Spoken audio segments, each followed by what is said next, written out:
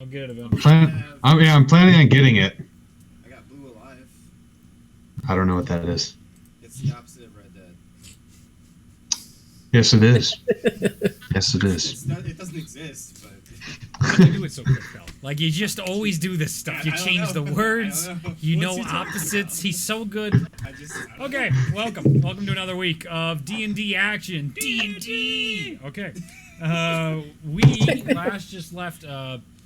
last week you went on quite a journey, right? You woke up from Thunder Tree. You had a massive trip. You missed out on Donkey and Shrek. You met Druid. You mean Donkey and Red?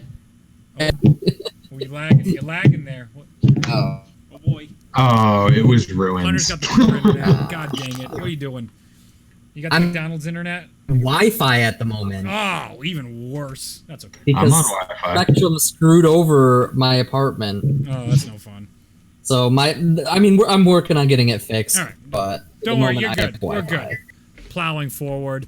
You traveled all the way back to town. You found out Aerie, not dead, to Jaqualden's dismay. I was combining both of those. Jaqualden and dismay. That's quite a... Pretty sure Jaqualden's convinced he's a zombie.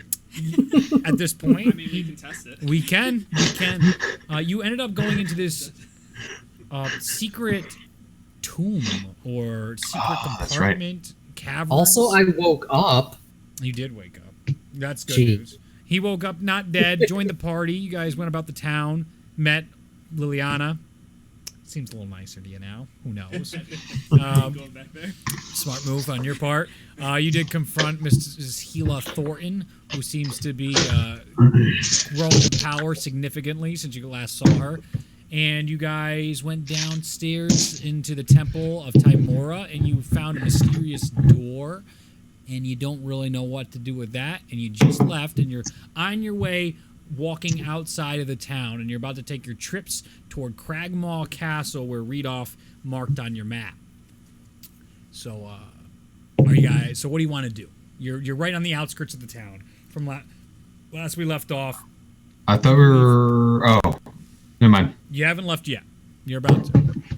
Yep. Oh, shit. I think we stopped at Liliana's and purchased like rations and stuff. Rations. We also Yep. happen to have our friend Bill, who has the good berries. He does. Dell does! Who wouldn't actually tell you anything, because he's a very quiet individual. Yes. A lot of AIs today. He's with us, right? Yeah, no, Dell's with you. Okay, cool. I'm forcing him on that one. Okay. We got more potions, didn't we? Yeah, Good old Sister it's Garoline. A lot of Yep. magic How potions. many do we have? We have 10 or 9 right now, I think. So I have a we're lot. pretty good. You should disperse them amongst the party. So that, you know, if we get separated for whatever reason, we don't just go, oh crap, I can't heal myself. We have 12. Yes. How many of us are there? Would that mean everyone has 2? 7 with Jaqualden, but... He doesn't need them anyway. I don't need anything. If anything, he needs them more. Because he's just really squishy. Yes. How come I He can't dies find really a easy. Speaking of potion of healing? But I had all the like higher ones. He's unconscious. Are you okay with sharing those potions? Items. Yeah, I guess. Alright. You don't have to do anything you don't want to do. How nice of you. You really didn't have to do How that. about I love no. everybody except for me and Dell takes one? Is there anyone else that has capabilities of healing? I think I definitely do not. Dell does. Dell does. It's just He's me a and druid. myself. Okay. So Yeah. everybody except us 2 should take one. So that's 1, 2, 3, 4 potions, right? Plus. Well, you if can you... keep the rest. if you include Jaqualden, I believe. Yeah. 1, 2, 3, 4, yeah. Okay, so Is that how you want to do it? Sure. Potion of healing. I love potions. Thanks, Orhana. I'm Ooh. Thank you. So... What, It's a potion of What? healing. What, superior, supreme, no, just greater, normal. normal. Don't use the filter by potion. Just type it in. Type in healing actually, There it is. Healing. Healing. and it should. Potion show up. of healing, greater, I see Like lesser. supreme, greater, and... Lots of rations. Oh, potion of healing, there it is. Get rid of that Add. chest. No, I haven't yet. I have this Why do you stupid. have Added potion of healing. a Just literal one? treasure chest Yeah. in her All inventory. right. All right, I have it. Orhana just turns around and you see her holding this mini treasure chest, putting it back. It's like on a buckle on It's her like belt. 50 pounds. She's a strong little gnome, all right? She can carry it. We were talking today about making Orhana become a barbarian sometime. Oh, Jesus. That could be your barbarian weapon. I would like to rage. By the way, I really like the colors. Those are beautiful. Thanks. I really like those. Yeah, me too. You're beautiful. All right, so now that we all have some supplies, we have food, we have healing. Shall we embark on our journey to Cragmar Castle to fight King Bugbear Grarl? Hi, hi. Yes. All right. Right. Yes, I'm ready. I'm ready. I got a sword. Del, Jaqualin, you guys ready? What the one thing I just want to add in? that I don't know if we've been read. What's that? You cut out again, Hunter. I just because I don't think we'd been doing long rests in this, but keeping watch does not rest. Right. You don't rest if you do a long watch. No, not even. So what I was saying was, per the player's handbook, a long rest is interrupted by a period of strenuous activity, which is at least 1 hour of walking, fighting, casting, or other activity. Okay. So, So, like, if we have like ends pretty quick, that won't break a long rest. okay. Good to know. So it has to be an hour of nonsense. Yes, I can. but just like your typical watches, no matter what, all factor into a long rest. Okay. Got it. All right, but I'm ready to go. All right. As you guys are starting to walk out and toward you, did you guys get a wagon? I don't believe you did. I think you just straight up walked. Guys, do we want a wagon? Just I know walking. that wasn't a cue for you to. I was just asking if you had a wagon. No, I don't they- think we really need one. I don't actually know this, but Hunter's saying they had a wagon and they left it. They sure did leave that at Thunder Tree. They sure did. Really stripping. We don't need it. So anyway, as you guys are walking outside of the, actually I can get it up. That's pretty fun. Where is? Is that a screen just on the table? Yeah. Yeah, it's a TV built into the new table. Wait, is it built in? Yep. Yeah. Kind Oh, of, that's awesome. No, it is. There's no kind of. That is cool. Thank you, because you Ryan. can remove it, right? What's that? You can remove it, can't you? Yes, I can. I see. I thought you just like laid it on the table. No. It's inside the table. Yeah. It's a Oh, small shit. table, too. So Pizza this is should be here Fanland. So soon. as you're getting to the outskirts, yeah, do you want to move that camera a little bit so they can see it a little better? The town hall is still like right behind you, and you can see Gila marching all kinds of orders or barking orders towards all these people coming in. You see these those guards that were out front, and those nobles beside her. They're all sort of pushing people to do other jobs and keeping the whole town busy as they're rebuilding the houses, the marketplace, and all these areas. And you do notice around the corner, more people seem to be coming into the town. There's definitely an influx of people seeming to be of relation to those nobles that were inside this town. And you do notice those people you saved, Flama, and they seem to be moving materials and listening. You catch them just as you leave toward other ends of the town. They have like supplies and wood boards. Both ones, the guy that had the wolf shirt and the other one that had the elephant marking on him. Both of those guys you actually notice out and about in the town as we leave. And so you leave, and you are on your way toward Cragmaw Castle. So I want to know the marching order of everybody. Mosno, would you care to lead the way? Show me your ways, my woodland Oh, sir. here we go. Final form Lizzo is coming into play. I will do that. Okay. So Wilzol's leading. Who No, else? no. Mosnol is leading, and I am closely. Okay, Mosno as Learning. Okay, I'll go next. okay, I'll pull up the back end. okay. Could you give me Ari? Oh, he's right there. I didn't actually need. Thank you. I guess I'm in the middle. Yep. And Jaqualdin is off to the side. He's right next to. Got 4 in the back, 2 in the middle, and then 1 and 1. Okay. I imagine Dell just. Yeah, he's just basically flying above you guys. He doesn't want to talk to you. It works out very well. Let's see. So I need you to roll 3 D20s, Ryan. Give me 3 2. 3d20s Yep. for Survival. 8. Ooh, okay. That is. Are we on a road or running through a forest? Well, it depends on the days it's going to take you to Cragmaw Castle. I'm pretty sure you are running through a road initially and then forest. 1 day road, 2 day forest, I believe, is the journey to Necessarily, Cragmaw. Yeah, you wouldn't necessarily use survival if you're on a road. Alright.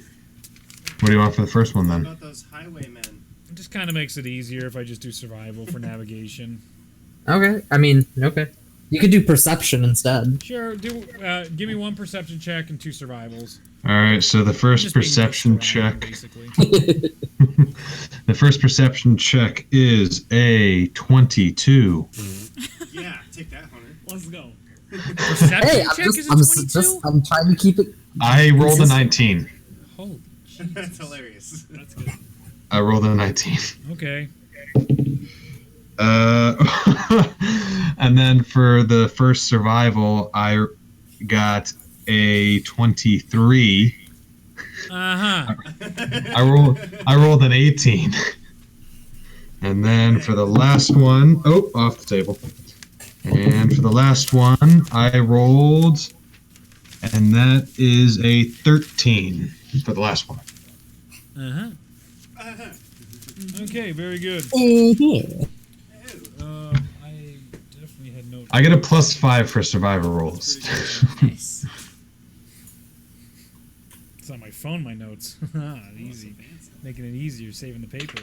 Okay. So the first night, you guys start going on the old path. So you're taking the path, and that's leading toward the Neverwinter Forest.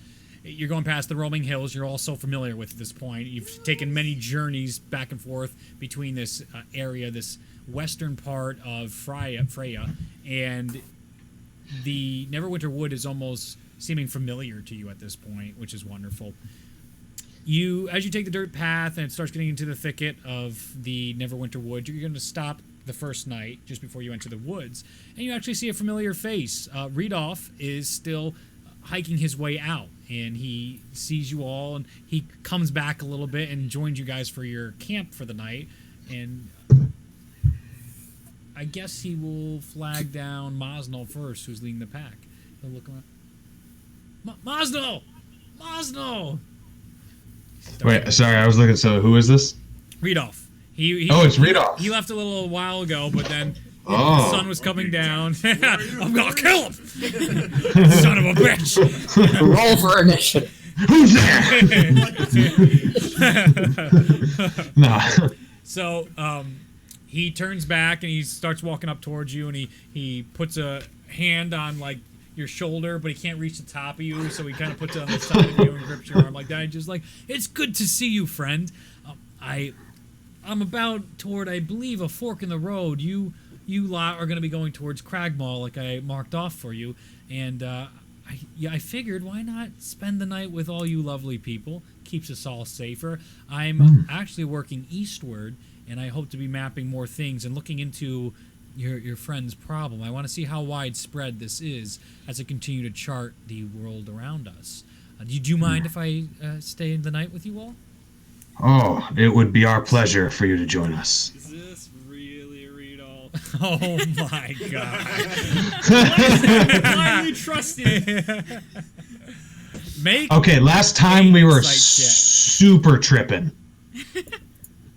That's 15. a 15? Yeah, it's read off. Of course you can stay with us. Wonderful, wonderful. He starts helping you set up camp and tents and all that type of stuff. He even offers watch, so one of you can get a long rest in for the night as well, if you so choose. Oh. And he starts sitting by... I'd like to watch with him. Cool, absolutely. But right now, you guys are just kind of milling about. If there's anything you Hang want on. to talk about, I gotta- the fire. hang on. before Everybody heads off to bed. So we're all... So we're hanging around. I'm gonna pull out my scrolls. Yep. Start reading like a freaking nerd, dude. All right. Readoff's kind of just preparing some herbs. Got a little bowl, and he's doing the Skyrim, putting stuff down, testing it out, making some concoctions. Just sitting with my dagger, not really looking, just hanging. I'm just sharpening my blade, Nice. even though it was just sharpened. Yep. I want to sharpen it again. Yep. Test it. I'm gonna go to read off. Okay. I'm gonna say, read off. May I ask you a question? Oh yeah. Yes, of course, Maslow. What's troubles your mind? I was curious if you had ever heard of a person with the name Brine. Right. You come from the north, right, Masno? Yes. Well, it is a big place. Sorry, it's funny to me. Do you know who your leader is in the north? No, I don't live near the civilized parts of the north, so I don't really pay much attention. Understandably, there's quite a lot of that. He puts down his bowl. That's actually what's so beautiful about her is she makes the north such a wonderfully open place despite her monarchy. They refer to her as the king of the north. Yes. Yes, indeed. She's not really one for titles, like caring about that type of stuff. She's a king to everyone under the north. Oh.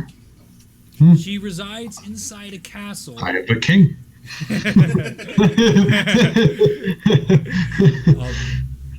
So you know what they call the north, right? Where you live? Cold. This makes sense. This makes a lot of sense. And he pulls out his map.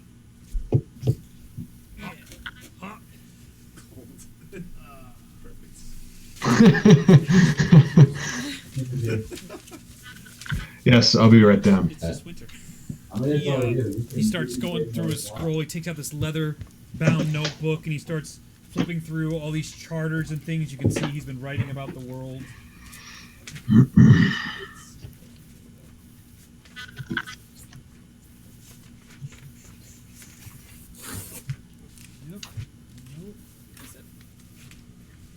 a lot of stuff you got there, read off. Sure is. You must be mapping the world for quite some time. Oh, you could say that. Been at it a while. Maybe a lifetime. So he turns to you and he points on this map he has here. And he goes, and you can see the sparkle in his eyes to be showing off his trade and his life's work. Just so you live on a continent called Atul. Do you know what a continent is? Yes. Good. He's not going to push on that one. You live up here in the north. Can you see this at all? Yes. You live here in Jinzo. That is the top. That is ruled by Brine. She's king in the north. We are in Freya right here, and we're actually toward the western coast, right here. This is providing so much context. At the bottom here, which you probably have never traveled to, it would seem, is Minna. That is more of a rough area. They're a confederacy of people, and they tend to leave each other alone, but are unified in one large army. To the south, we have Skobrim, and that is where the main city of It repeated it twice as the older version of it. It says Scobrim. Scobrim. That is definitely not the capital of Scobrim. It's not Scobrim.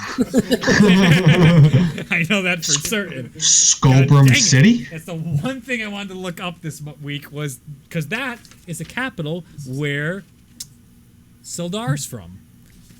Ah. City. Nice. Yes. What is it? Just for now. Just write it down. That's what it's gonna be. Scrotum. Scrotum. Scobrim. Scrotum City. And that's where he's taking that. Don't worry, it just keeps going up on the hit points for the bugbear. And so he's taken that awful red brand fellow that was leading them all the way to the south. Sister Geraldine filled me into all the troubles that was going on there. And just for good measure, the Whitlands down there, that's actually ruled by a royal family. So be careful about them. They are a very sensitive bunch. The capital of the Whitlands is this fabulous place called Waterdeep. It's a town I visited a few times, and it's incredible. Nope. No, I can't. You just heard him. Yep. Eat shit. Pay attention. Anywho, so that is where you're at, and she is in the capital of Jinzhou, which is Yang. She resides in a gigantic castle from a lifetime beyond us. I don't even know how to describe the beauty of the architecture. It was made by beings unlike us that I've never seen before. For context, what Readoff starts to describe is, do you know like Magic the Gathering cards? Do you know like the forest cards? Those types of structures are what he's describing. I don't think I have any close to me right now. I do. But yeah, it's. I might be able to find one. It actually. Oh my god, that's amazing because I have a giant table there. I can just throw stuff on. Oh, here it is. There. This is the type of. Ah. Very cool. Ooh. But happy. So there you go. Let's move the mouse back off. And that's the picture Readoff is able to paint inside your brains about the capital of Jinzhou, Yang.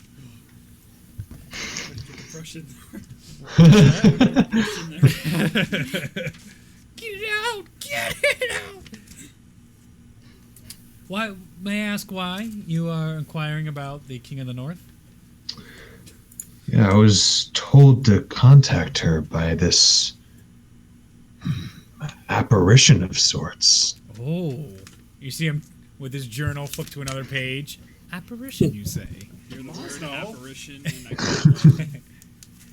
Mazno, I didn't think you knew that word. He doesn't know what it means, but he thought it sounded right. I see as he says the word apparition, he's like hovered over the fire and he goes, apparition. Like he's the words come out, the big beard and everything. And he gives this look of like he's hoping, like looking for the approval. And that's when he takes out, he's like, yes. And he just like, victory. So he's being very sly. He just won a vocabulary war. Everything's a battle, including words. Wow. Good job. Yeah, on watch the other night, there was a bright light that ended up being this giant, like light form direwolf. Direwolf, you say?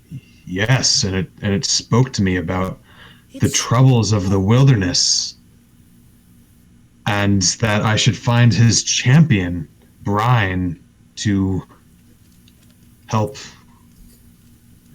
Have I cut out? No, we're listening.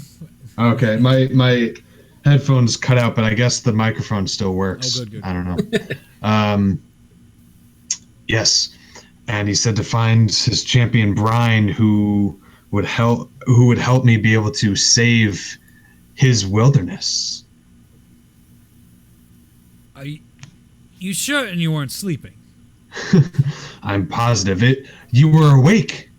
I was awake. Don't you remember? We were on was that we were on night watch when you together. went out? Yes. Yes, the bright light that I saw. I never saw a bright light. You just You didn't see a motioned bright to light. me and you went into the forest. I didn't see a light. There was a blinding bright light, and I motioned that I was going to look see. I thought you saw it, but I went and I investigated. thought you were just checking out to see if some movement, maybe animals or possibly goblins. That's why when you came back, I didn't ask any questions. You seemed fine.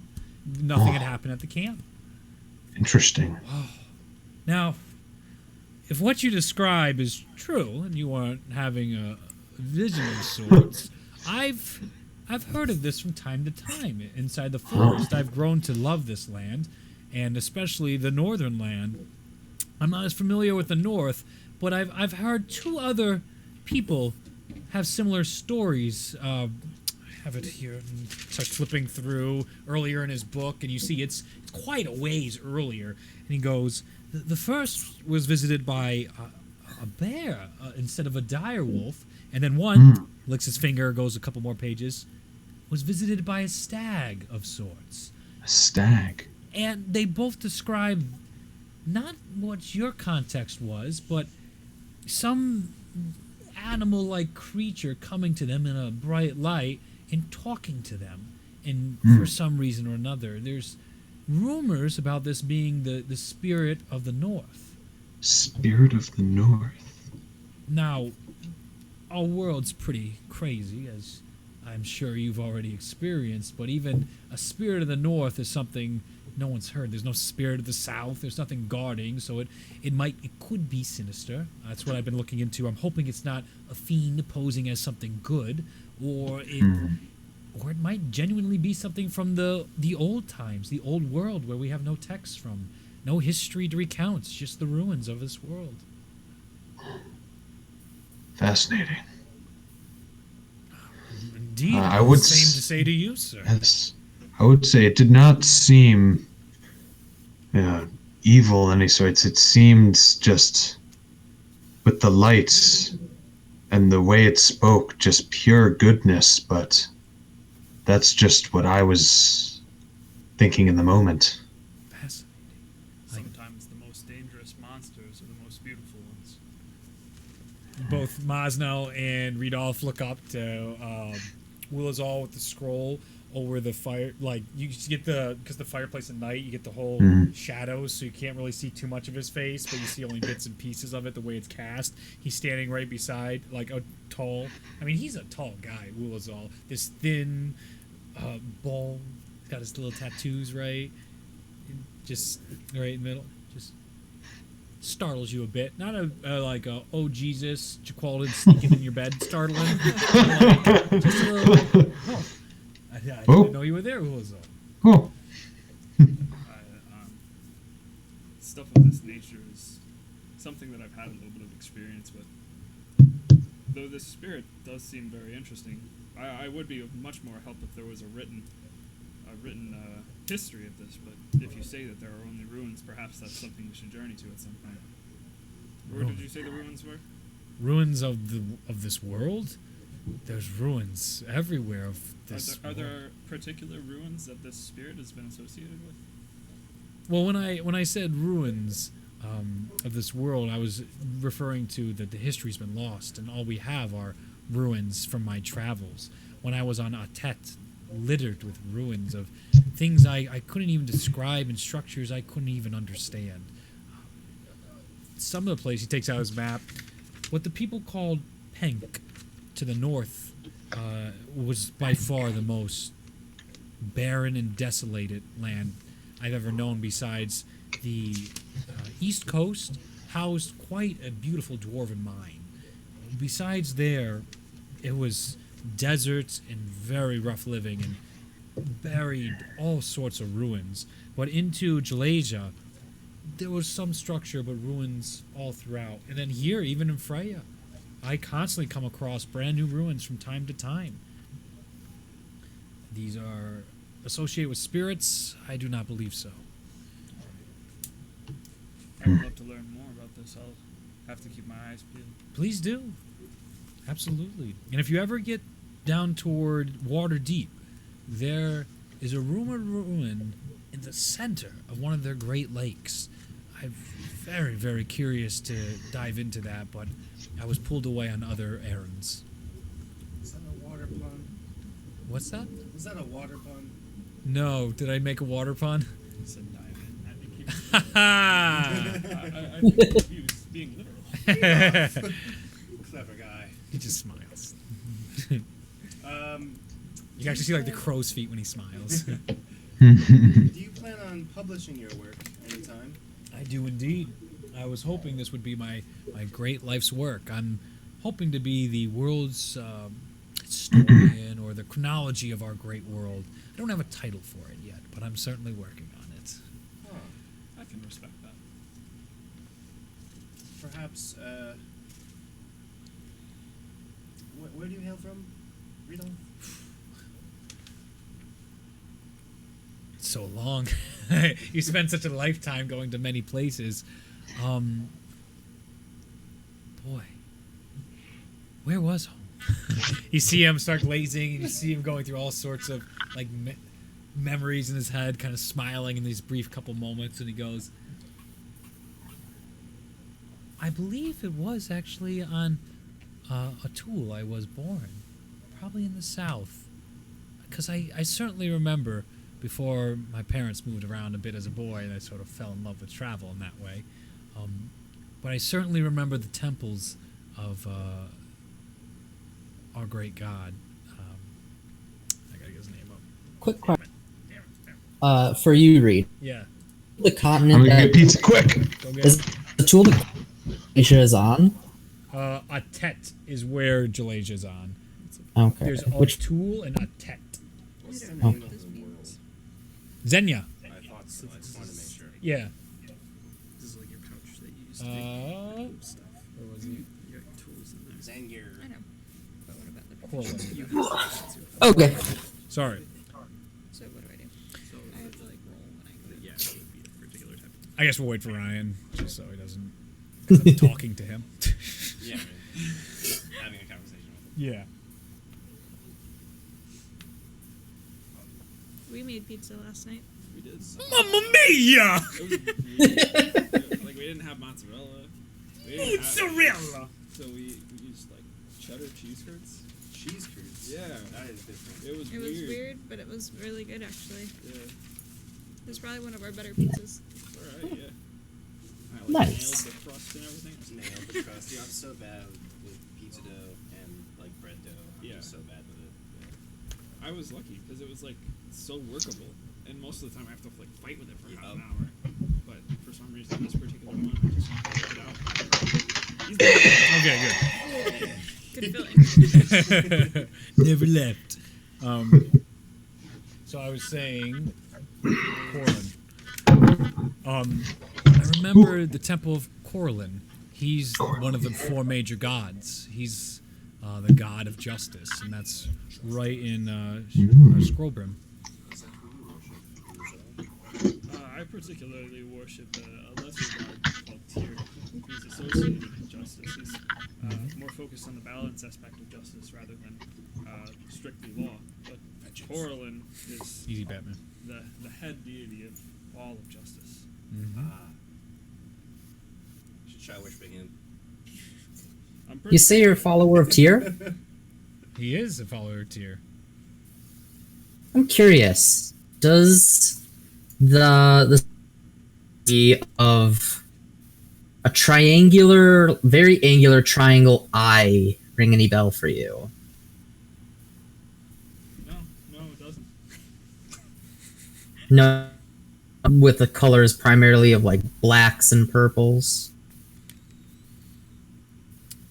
Thinking through your history, you have definitely seen some strange stuff with blacks and purples, and you've seen in some of the experiments and stuff things you don't understand. You've noticed patterns in those colors, definitely associated with a deity you don't understand or know, but you could not identify what he's describing.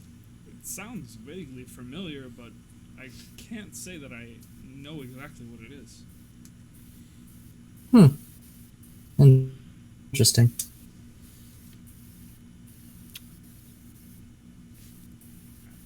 So they're all kind of just staring at each other now at the end of all this. I think I should probably go take my first watch then. Maybe. Do you have any more questions? I just think I thought of a title. Maybe you could call it Encyclopedia Zenya. Zenya. Where did that name befall you? Something I dreamt of once. Sounds like a beautiful name. Yeah. He writes it down. I'll consider that. Folds it up into his pocket and he goes, Another suggestion. put in the Everybody suggestion jar. got a freaking. Everyone's an author. As he walks away. Don't see you right. I made this. So he gets up and walks towards his post, and then it's up to you, Mosnell. Do you go take your post for the night? Your mic's not working if you're talking. Freak out. Oh. Okay, go. Oh, Before he goes over, I'm gonna say, thank you for the information. he goes, oh, absolutely, and he gives you another, pat on the shoulder, Yep. sign of friendship. Excellent. Friendship. Dell Yeah. So I. is literally, by the way, because there's no trees. Like you're all in a camp, and he is just like by himself with his wings around him, and you see Jaqualdon just sneaking around him, and Bruce trying to fuck with them and steal a feather. That's what they've been up to. I just want to throw a pebble at Jaqualdon. Make Roll for a attack. Athletics. athletics check. Thank you. Yep. Roll for attack. That is a 6. That's a 6. As you throw the pebble, Bruce is circling and eats it. Puts it in his mouth, doesn't swallow it. Grabs it and keeps moving. You kill Bruce. Enjoy unpacking that shit. There is... Oh man, I gotta play it at some point for all you during like the break or whatever. But the consequences have actions. I can't stop laughing at Zach's on a meme, and there's this really high-pitched little boy. It's just like, when will you learn that your consequences have actions? Oh, actions have consequences. There you No, go. I like it the other way. Hey, that's how I do it. Don't worry about it. I have word dyslexia. Alright, I'm just... All right, everybody goes to Okay. sleep. Ryan, you notice it's another beautiful night. The moon looks as big as it is that one night that you met that apparition, and you're filled with that sort of warmness of home again, or coldness. But you're comfortable. Night turns to day, and then you all are gathering your things. And Reedoff is now heading in a completely opposite direction of you guys. Well, not the opposite, actually. He's heading in slightly different compass direction. Excuse me. But he turns to Maz now, and he goes, I had such a wonderful time talking with you last night. I thought I'd try and stay up during my watch and make something for you. And he pulls out a copy of his map, and you can see he took like charcoal and copied the whole map. And he goes, I'd like to give this to you. And he goes to give that to Mosno. Oh, thank you very much. This, by the way, is not updated, but you will get the updated version eventually. That is the current version of the world that he's mapped. Which is actually kind of perfect, because the names can change and it works chronologically, just like we don't call it that. See, it's just any word that's too long, cut out the middle. That's what I've been doing. Because this was a fantasy name generator, and they'll be like, Scrobrim, so it's just Scrobrim. Schoberheim. Just go Scrobrim. That's what it is now. Nope. It's definitely not that. Stop. He's Boy, this having a- bugbear's getting pretty strong, let me Stop. tell you. Seems like he gained almost 40 hit points in just a few minutes. Awesome. Unbelievable. Can't wait for this boss battle. Yeah, it's going to be like a full team kill. Sick. So you enter the Neverwood, and as you're getting through the Neverwood, you do come across a path. And as you're coming across the path, this is a 23 you rolled. I would like everybody to make a perception check. Well, that's it. Don't get the dice back. Oh, pretty bad, Orana. Pretty bad. You are definitely distracted. 17. It's hefty 8. 78, did you just say? That's what I thought. I get no an 8. Hefty. 8. Oh, a hefty 8. All right, what'd you get, Ryan? 22. Oh my God. Jesus. All right. Good dice. Good dice tonight. Yeah, you're on fire at the moment. I'm a little worried. I know. Don't worry, I'm looking out for it. Yeah. So Tomorrow's only a 13, though. as everybody is marching through, Orhana seems to be checking her arrows, and also she noticed like one of the like arrowheads has come off, and she's like, oh. And she's trying to get that on, and she's no longer paying attention to anything in the world. Completely locked in on her arrow and being like, why won't it just? What is happening? And she's tinkering around with all that type of stuff. It's still pretty bad. As Mosnell is going through the forest and the thicket, and finally ran into a road inside the Neverwinter Forest, he's like, just where Flamatomia would be. And Dell is also helping lead the way on this because he's very familiar, and he's sort of pointing out things to Mosnell. But a cart is rolling by, and you notice 2 guys on horses, and you see a cloaked figure on the cart, and you see a bunch of like tarp and you, because of how high your perception is, you can even notice it looks like fruits and vegetables in the back of the cart and everything like that. Ooh. And you even notice underneath his sleeve, he seems to have some sort of tattoo on it. As it's going back and forth, he wears black. It's more brown rather. It's a brown cloak that covers him, and he has khaki pants going on, but not like we know. They're just like old medieval khaki pants. And he has nice long boots that they're tucked into. They're brown as well. They match his cloak very well. The guys on the horses are dressed very similarly. Thank you. And they are very bland. There's no real markings on them. You don't see any distinguishing features. They're all pretty cloaked, and they're trying to keep mind to themselves. But as they're coming, you actually see them ahead, so you have time to actually intercept these people before you even run into them. So you do with what you want with that information, Mosnell, but before you got a 17 and a 15. So you notice the cart as well, and you notice the riders. You notice them as well, and you notice the fruits and vegetables in the back of the car. You have no idea. I need to roll for Jaqualdin. He and Mambusa are having fun in the back, as they're actually more eyeing Dell. Dell actually has a passive wisdom, so he knows all of this. From what you guys noticed. So everyone's very aware of this cart coming through the Neverwinter Forest. Except for Orhana, who's just fiddling around. I'll probably like run into the back of someone if they stop suddenly. Yeah. You'll probably run into him soon, actually. The way the marching order is, or bump into Flama. So, what do you just want to do? There's fruits and vegetables in the cart. It looks like it. It looks like there are only fruit and vegetables there. They don't look very threatening. Why don't we go introduce ourselves? Anyone got any I problems? feel like that's super sketchy. We should just keep. Just let them pass. Yeah. We can observe a little bit more closely as they pass. I like everybody to roll a stealth check.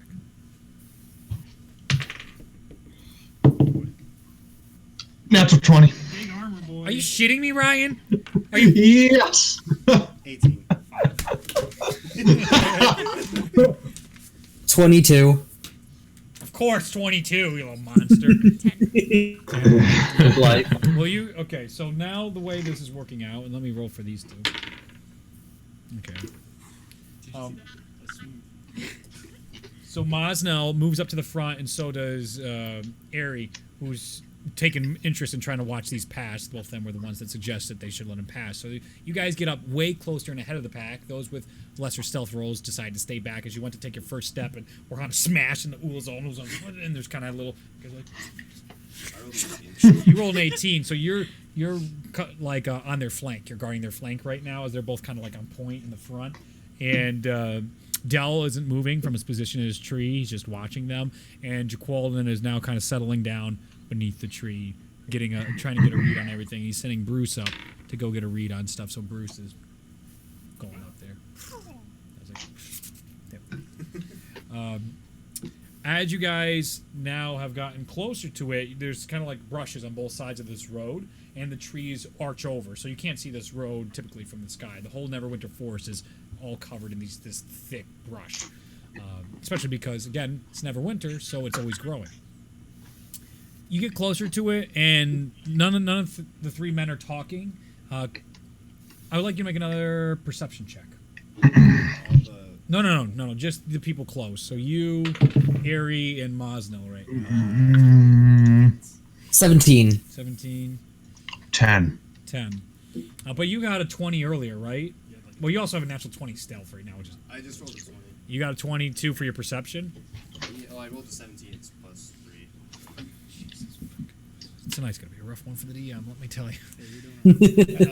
So... You got a pretty beefy bugbear over there in your corner. Yeah, that is true. That is true. Can't wait to get to that and everyone's rolling ones all of a sudden. Yeah. Yeah. So Saves. it starts going by, and as you hear the clinging of metal going up and down, despite seeing fruits and vegetables everywhere. They aren't making eye contact. Any of the people with their horses that are trailing on the sides of it. And you seem to notice these are definitely guards of this individual that's moving this wagon. You rolled a 20. Could you make a Arcana check?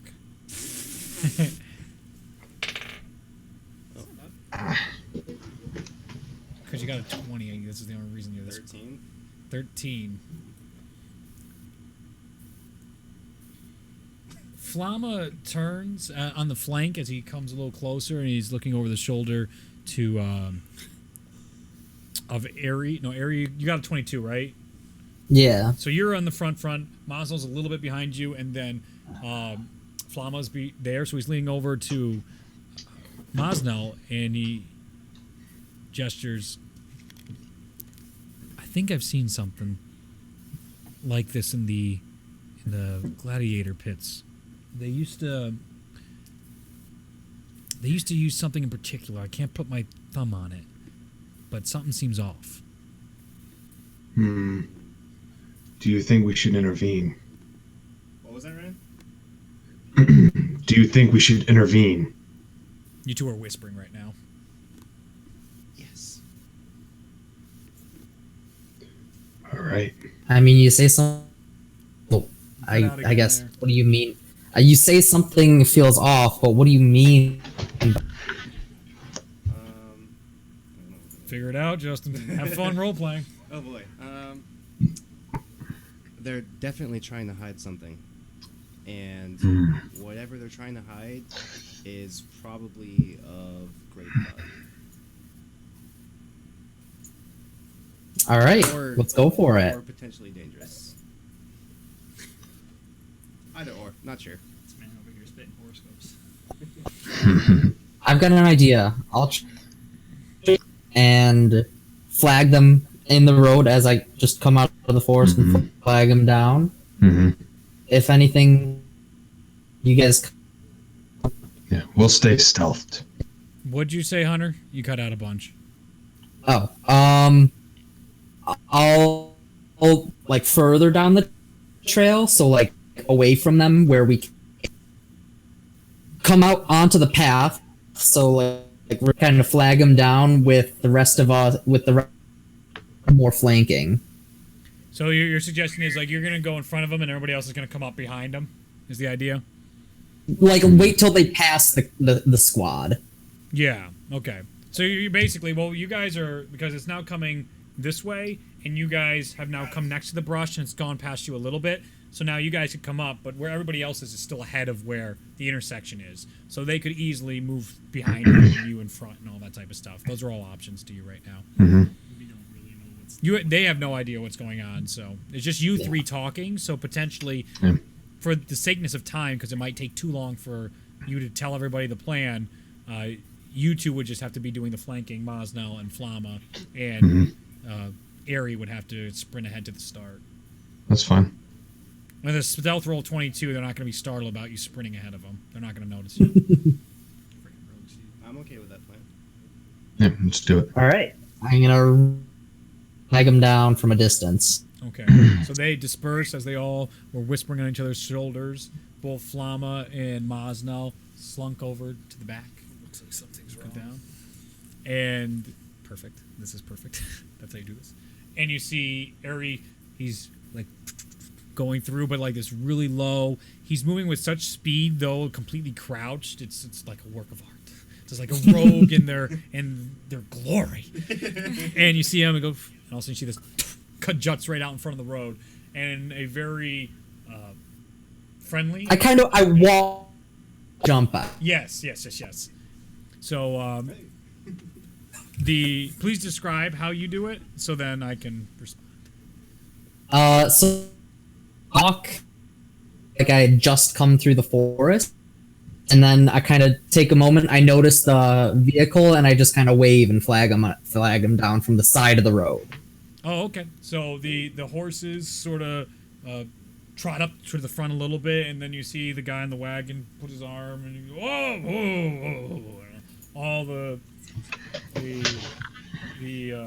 horses slow down and everything. Holds it.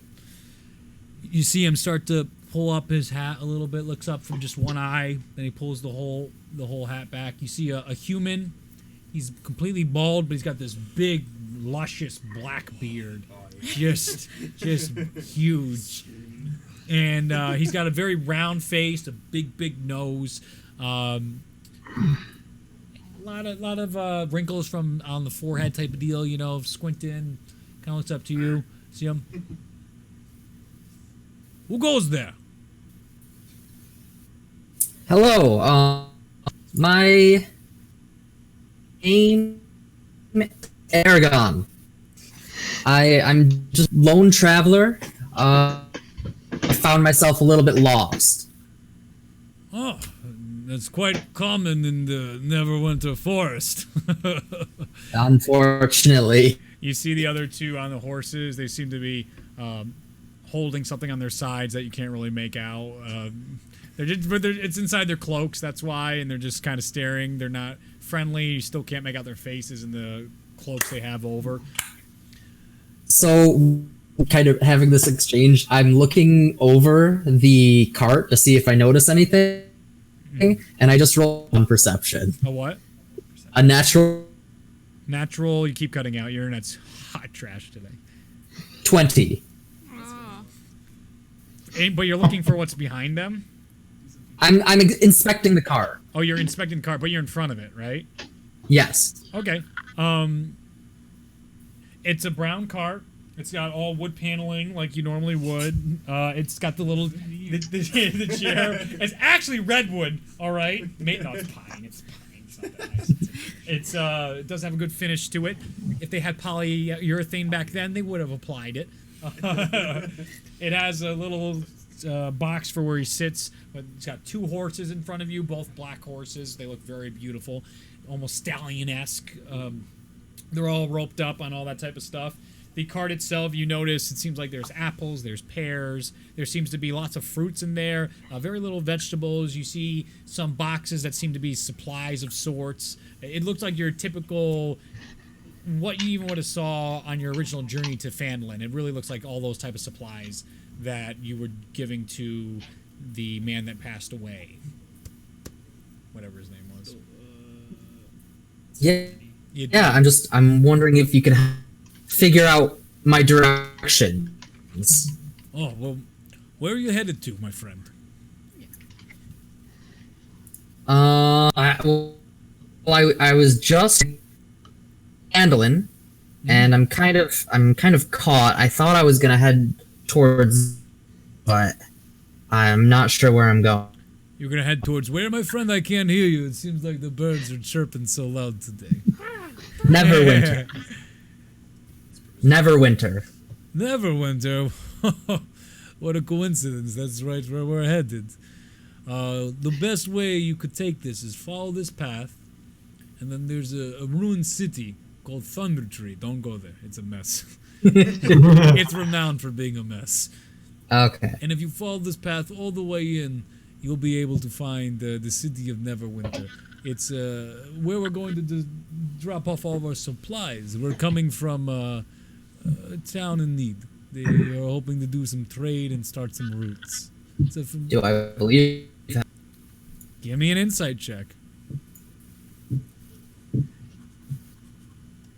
5. Seems truthful. All right. Thank you. Which is the guy that's speaking to me? Is it one of the guards? No, the guards have not moved. They've moved like normal human beings. They're not robots, but they have kept their eyes trained on you. You definitely, with your perception check, believe that they're palming weapons at the moment, waiting for you to make a wrong move. The big gentleman, he's pretty burly, seems overweight, but he's one of those guys that's probably 6'2", 280 pounds. He's a big guy. But he's got that big burly beard, big round face, bald head. Santa. Might be Santa.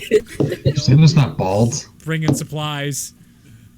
To the establishing trade routes. What is Flamma and Mosnell doing? I'm afraid you guys might not realize that you can be doing stuff right now. Oh, I'm like waiting for an opening right now. I'm just watching. Well, it's behind. So now the cart is in front and it's stopped, and they're both trotted up and they're both talking to him.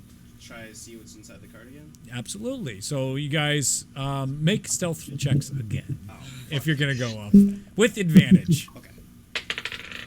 Handing it out like Halloween. Okay. So 14. 14. What about you, Mog? Oh, that was worse. I know I'm doing it. Stealth. 11. 11. Oof. The two of you start to slowly go out of the brush, but like Mosnell immediately steps on a twig, and you see that, and you push him back, and you both go back into the brush as one of the guards quickly whips his head around, starts looking to see if something's behind. You said you were traveling alone, my friend. Is that true? I thought I just caught a rabbit. A rabbit, you say? This forest seems to house many animals, but small creatures are not the ones I'm familiar with inside the Neverwinter.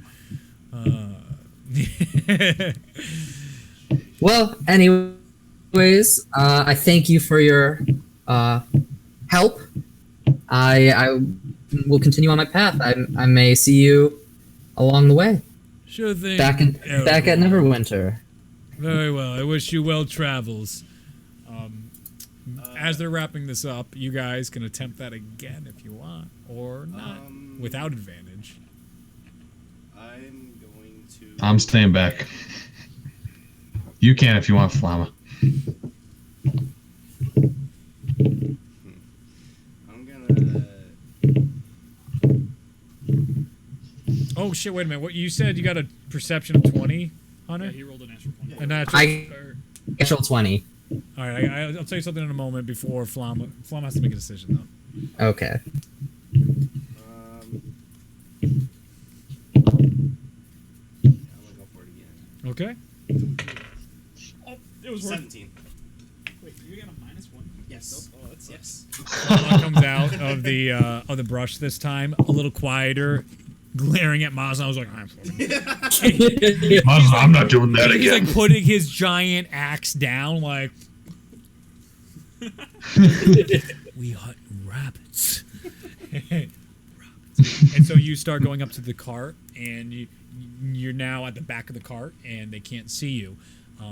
As you see with your perception, you see Flamma come out and then get to the back of the cart. You sort of feel the need to buy time, and you do notice the tattoo that was like waving across the guy's arms has it seems like an elephant and a shield on it. Ooh. Before I just noticed. I know you don't. I don't know what that means, but it's we've seen it before. Pardon my curiosity, but I've seen that symbol before too. And you see look at you. What symbol? The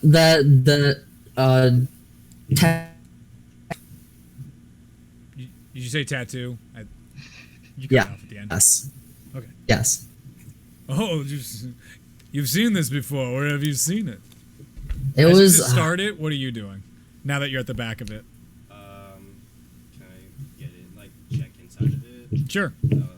So you go up to check the fruits and vegetables, and as soon as you go to touch a vegetable, you pass right through it. Instant illusion. What? Does the illusion fade away? No, it's still there. Still there. It's Well, that would have been so crazy. the illusion on the other side is still being kept, but you now have peeked in, and it seems very pitch black dark in here. Can I see with my dark vision? Oh, son of a bitch! Somebody else. You see. Damn it! God! You see about 8 cages holding tieflings in there. Women, children, and men. All gagged and handcuffed. Oh shit! This sounds eerily familiar. Okay. Steal from the best shit. Oh, I don't know about this. I'm going to.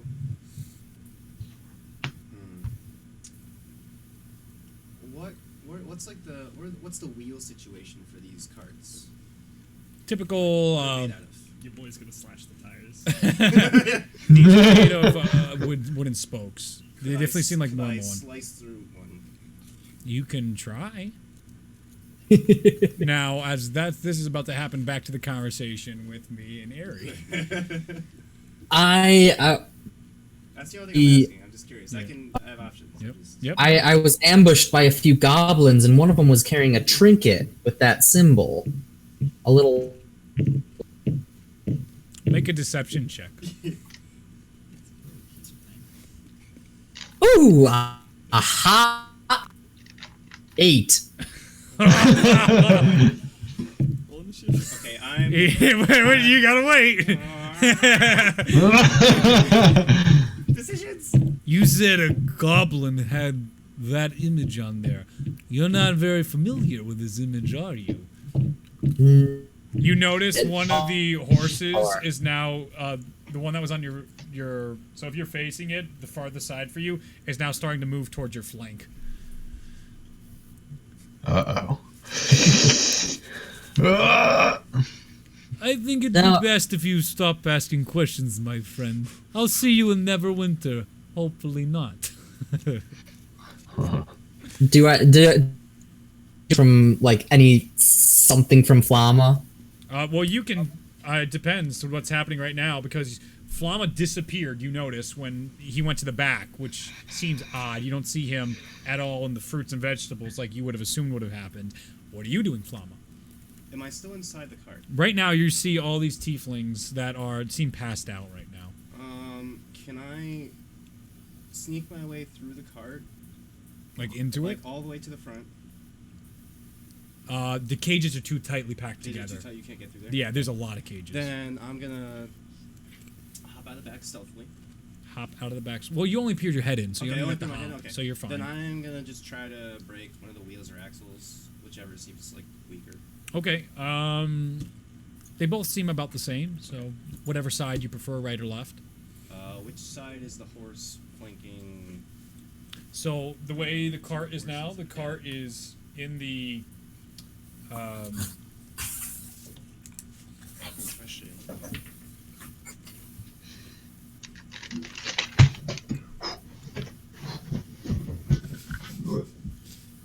Please no Oni. Please no Oni.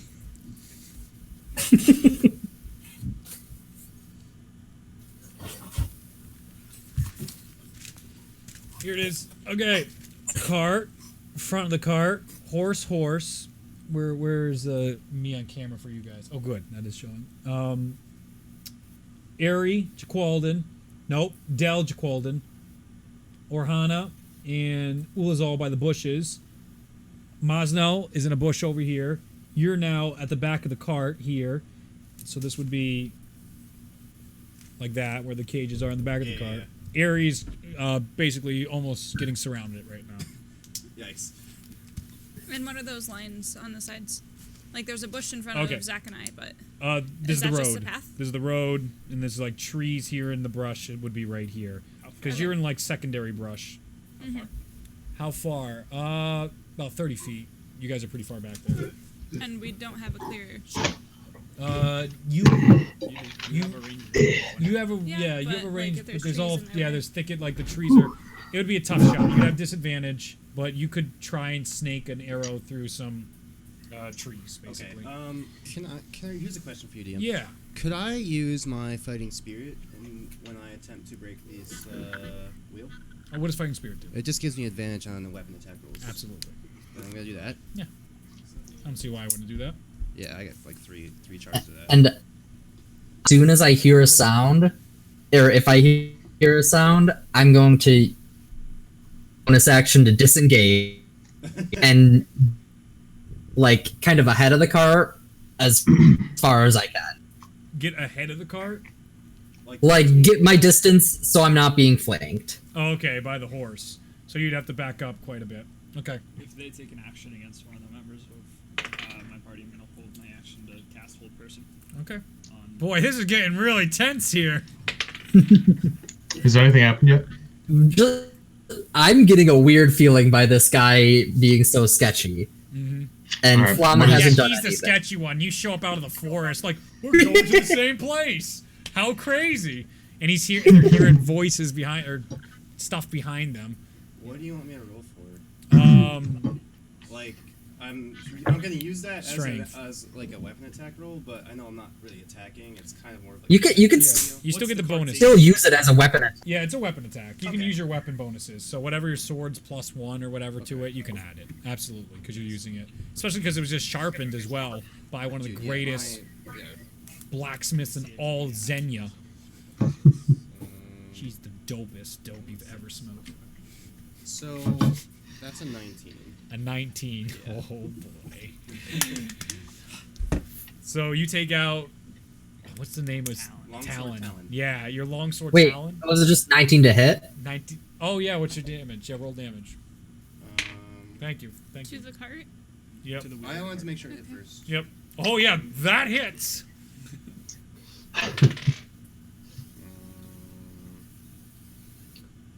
8. Okay. So you unsheath your sword, and you take a deep breath. Do you do anything else before you hit it? Do you want to describe how you go to hit this at all? Oh. So I unsheathe my sword as like slowly and carefully. Like it's a very slow, drawn out process. Yep. I'm just You can actually hear the horses getting a little startled at the front now that the conversation has gone south, but Yeah. you're still doing this. yeah, and so I'm slowly like this, Mhm. and I'm just in like a neutral sort of stance, Mhm. and then just one very, very quick, solid motion. I'm just slicing right through it. Okay. You slice through it, and you realize that this has been pre-traveled heavily on, and when your sword connects with the wood, it just like, if you've ever seen a baseball player hit glass and it just goes into puffs, you do that with the wood, and the whole car goes poof on it, and just right on its side, on the back side, you see him look around and sees the other two people, and he immediately stands up with a crossbow. Don't move! Hold Person. What does that do? It paralyzes them. Paralyzes them? Wisdom save. What's he got to do? Wisdom save. Wisdom saving throw. Okay. His name's not Aragorn, by the way. What's the 13? Don't. Okay. Sure again. He got a 15. So. I can't wait until I get my ability to score entries. Yeah. The need is great. He takes out a crossbow at him. One of the guys with the other horse, the one that wasn't flanking, Airy, has now completely turned around, and he starts hustling down on his horse, and you see from his side, like he brings out and it like folds out, and it seems like a spear. It goes like, and like it pops out the end as he's coming around with a spear, and the hood kind of kicks back off, and you see an elf holding that as that turns the corner. And you see some tattoos on the elf's face, and they're more like a heart shape around it, sort of thing, but they're very accented and Aw. stuff like that. As he turns around and he's coming around the side of it, and he's to see what the damage is, and he clearly sees you. The other one that Ari, as he tries to back up as soon as he hears this sound, the horse continues to flank, and this one takes out a long sword, or it's more a short sword, and he has a one-handed crossbow, and he gets behind Airy, and he has, like, the horse is now backed up against him. He has a sword pointing down, and the crossbow in the other hand, as it's like, if you back up any further, he's going to be able to plunge it right into your neck. So everything is pretty... Everyone's holding right now. As there's also... as there's a crossbow right on Airy as well from the big gentleman. When the cart tipped over, Yeah. did its contents spill out? No. Okay. No, it didn't. No. It just went... Yeah, with the weight. And while this is all happening, I'm gonna, because I'm there's assuming action everyone and heard craziness, that. I'm gonna run up. Okay. So I'm still behind cover, Yep. but I'm just not as far away. Yeah. I can see more of what's I'm going assuming on. the card smash alerts everybody, right? This is the first time we're going to use our battle map. Nice. This wasn't planned at all. Oh well, no. This wasn't. It was fishy, man. This is fascinating. Oh my goodness. This is gonna be like a level 15 encounter. I don't know about that. All right. So you guys got a good look now at what's going on. As good as it gets. Mosnell, you're toward the back of the brush there. Oh, that's still zoomed in, though, for you. So let me see if I can zoom it out just a tad bit. Oh, let me stop that. So he's now upright with his crossbow on air, and he goes, "Nobody move, or we kill your friend." And now the guy on the horse is actually going to try and go for a grapple. So he's going to try and hold you. So I'm pretty sure he just rolls for... It's a strength. He rolls a strength, Yep. and I can roll a strength. Okay. Okay. That is a 22. On him? Yes. First strength. Dang. He's got me. I got a 14. 14. Okay. As he goes down, he cuts. So he has the sword right down on him. You see him in just one quick motion. See the sword, and he comes down off the horse, and he's able to almost like fall on top of you. And all of a sudden, you think that he's way heavier than you initially thought, and you feel this like crushing weight on you as you almost go down to the ground. He's able to put his arm around your throat, and he now has a gun.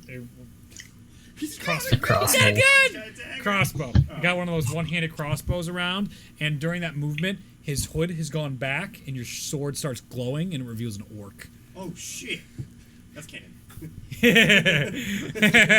Oh shit! As the elf is also bald with the markings, and the orc is also bald. All three of them are bald.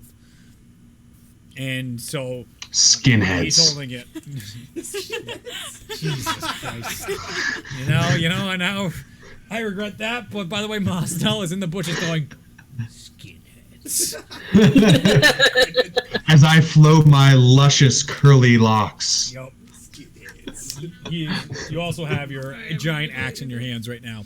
Yeah, I'm like getting ready, but I'm not making a move yet. So now he turns around, he's looking, and he sees the other ones staring at you in combat right now, just like, we're no fools to this.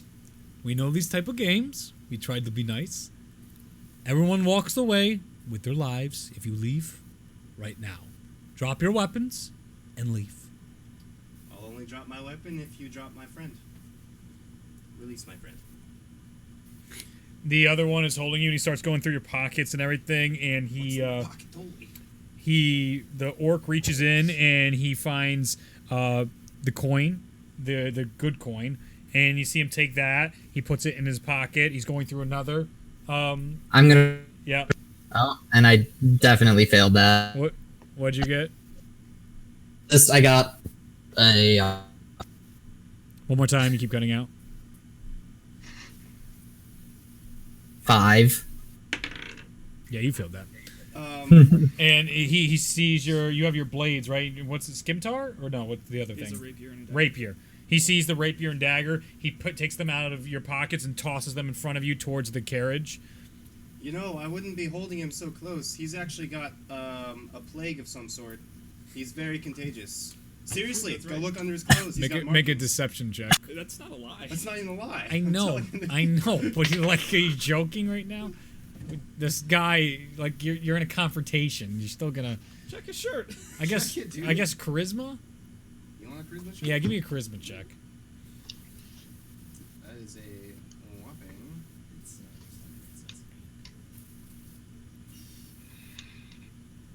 whopping 13. 13. Right. He has a disease. He looks back. Check him. And you see the orc now. He kind of takes your cloak you have on, just leans it forward. He looks down and goes, "How do they go? I gotta think about worse. Gotta get the snarl going. He's got it. Got what?" he looks in again. He's doing this with the bow and all that, and you see him like, does he have a disease, or does he he kind of gets the, like, you move it a little bit, he puts the arm back on. Is he sick? Yeah. Okay, I'm glad you're touching him. Now, put down your weapon, and we'll let your friend go. The orc is now, like, looking through any last things. He can't find anything. You have your 2 weapons, so you've been disarmed, and he wasn't able to find that black coin, despite, like, he should have found that black coin, but he couldn't grab it. Alright, I'm gonna just crouch down and lower my sword and just place it on the ground. Okay. I'll even kick it away for posterity. All right, you do that. It kicks away. Very well. Very good. Just, you know. And you see him, and then the elf looks over and sort of gets really close to you now with its spear on the horse, and he gets in a position where he can just put it through your neck, and he goes, "Now, I have a wheel to repair. Nobody move." He gets down. You see, like, as he gets down, you see the cart, like, even go up a little bit because of how much weight he was putting on it. And he works his way to the back of the cart, and he starts to see the wheel, and just, like, looks at you. Did you hit it with a hammer or something? What? I've been looking. I pickpocket my coin back. Yeah, give me a dexterity check. Sleight of hand. Sleight of hand.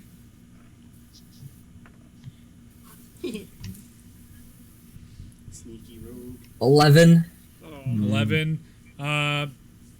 Nah, you go for it, but because he's got you so well in this grapple right now, you can't really get your arm free enough to try and get it back into the far pocket he put it in his cloak. You see him rubbing his bushy beard. Can Maznell see me right now? Yeah, because the horse is now flanking you. He's here. Maznell's still there. You're sort of here like that now. Okay, so the guy that has Airy, does he have sight lines on the guy who's repairing the wheel right now? Yeah. Yeah. They're all watching each other right now. Gotta get him from the back and work in. You've caused me a lot of troubles, little half. You're half elf. Yeah. Yeah, I've been lifting. Just wanted to, try out some stuff. Pretty good, right? Is there more of you? More of me? There's only one me as far as I'm aware of. Put manacles on him. You see the elf behind you. He goes and takes out manacles and shackles you, so you can't do any magic either. So yeah, so you're now in chains, and you see him. Once I just There you go. someone and I got a natural Motions to 20 go and put just killed them without any info. on the other one too. So the I've kind of got like big eyes looking at my woods like alright. So now you can't really move. You're just kind of sitting here in manacles and both on your legs. You're kind of stuck. You could get up and run potentially, but you're kind of stuck right now at a very. You're like your movement speed is now 1/3 because of how much they have you in there. The other one rides up on his horse, and he comes up with another pair of manacles. He comes out, and he goes to put them on you.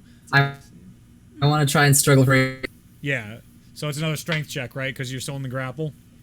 As I see him do that, For gonna.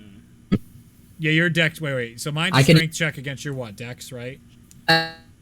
it's strength or dex. It's definitely gonna be a strength check for the trying to get out of the grapple because this orc is holding you. Well, this is a weird turn of events. This is. What are you guys doing? Well, that's rude. In a moment. This is first. Well, I got. They're forcing a strength, then it's a. What? If you're forcing a strength, Oh, I am. You keep cutting out. I'm sorry, dude. 16. So, as he comes over with the manacles, you start struggling, and the orc starts grinning. Easy there. And then, just as that laughter's coming out, you kick your head back and knock his jaw up a bit, and you can actually hear him like bite like a piece of his tongue, and he go "Ugh!" as he goes back, and he releases you just as the manacles are coming out of the guy's jacket, and then as he sees you breaking free, he goes and takes his spear out and holds his spear out to you, and you're kind of like frozen there now that you're free. The other one's going back. Do you run? Do you engage? What are you doing? I disengage and run towards the wood. All right, so you sprint off into the woods. Not like a sprint, like just get some. Oh, you're just backing off. Are you in the woods or are you on the road? What do you want to do? Kind of out of the woods. So, like, you want to go, like, here through the brush where you're still watching them all? And then I want to turn around and shoot an arrow Shoot an arrow where? at the orc. At the orc who's tumbling backwards. I need everyone to roll initiative. Yes. Ah. Finally. Good thing I rolled a low number. Oh no! Oh, shit. Oh. I rolled the same number. Oh, I rolled a 6. Okay. It was what? Initiative? Yep. That was a much better. Initiative. What's happening? Well, I'm not doing anything, so you guys better. Are we all gonna go last? That depends on what you got, Ryan. Oh, it might be worse than all of yours. What'd you roll? I rolled a 2, but I get +3, so that's a 5. Well, y'all Okay, done- so give us you're out of tied 5. with Zach. Yeah. It's fine as long as we can Sorry. I'm winning with a 6. Oh, what about Chick Walden? We got a rule for him, right? We'll get to them. I have 3 guys. I just gotta find their shit real quick. Gotta look up the stat blocks. Yeah, Oh, it's in the basically. water deep bucket? Maybe. I'm gonna go get some milk then. Yeah, go get some milk, Ryan. You gotta give me a moment. You guys ready for a TPK? Dude, I'm ready to die. This is not how I imagined this going. Every D&D game ever. This is not how I thought it would go. You just had to give us a random encounter. I sure did. Sure did. Well, you know, you guys had so many non-random encounters. I thought it'd be interesting if we did something for once. And now. Boy, oh wow. boy, was I wrong. Oh, this is great. Okay, well let's. What do you think? I just need a couple references, is all. Yeah, her. Man, I hope I get murdered. What kind of attitude is that shit? I'm just trying to, think worst case scenario. Fair enough. So that when it doesn't happen, I can be like, yeah, I wasn't killed. Is the bathroom, like, through Yeah, the yeah, laundry go room? right around there. Okay. Yeah, if you want to take a break, go take a break right now. That'd be a great time. What time is it? 8:10? Yeah, everybody go take a break. Give me I need 5 minutes just to make sure I have these stat blocks right, because I'm really concerned about how this fight's gonna go, especially with your initiatives. Yeah. I'm not worried. These guys don't look that dangerous. You're sure about that? My good memes. Oh my god. Zach was ridiculous when he was watching this last night. Yeah. Like, I was trying to read, and he's like just cracking up next to me. Disgusted, I am was revolted, dying. I dedicate my I was like, entire life to our yeah, Lord it's okay. and But Savior, Jesus Christ, and this is the thanks I get. Is there anything else you'd want to say to people watching tonight? My favorite color is blood. All right. Leaky faucet? Well, here's an idea. Never say the N-word. Toilet won't flush again? Well, here's a tip. Don't stab kids, okay? so that was like okay. We'll see. Thumbs up. Just When I die, probably hell, but right now I'm going to the bathroom. What will you learn? What will you learn? That your actions have consequences! Back at it again at Krispy Kreme.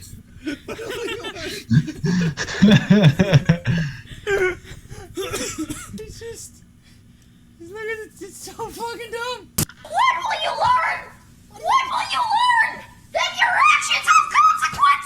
Back Oh my god.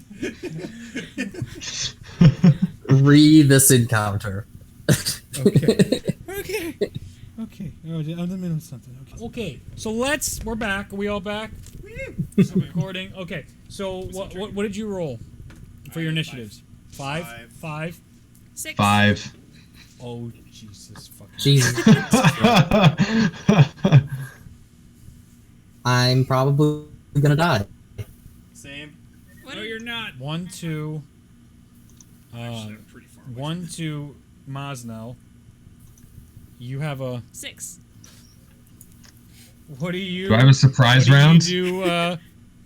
You're disarmed. You don't have any weapons right now.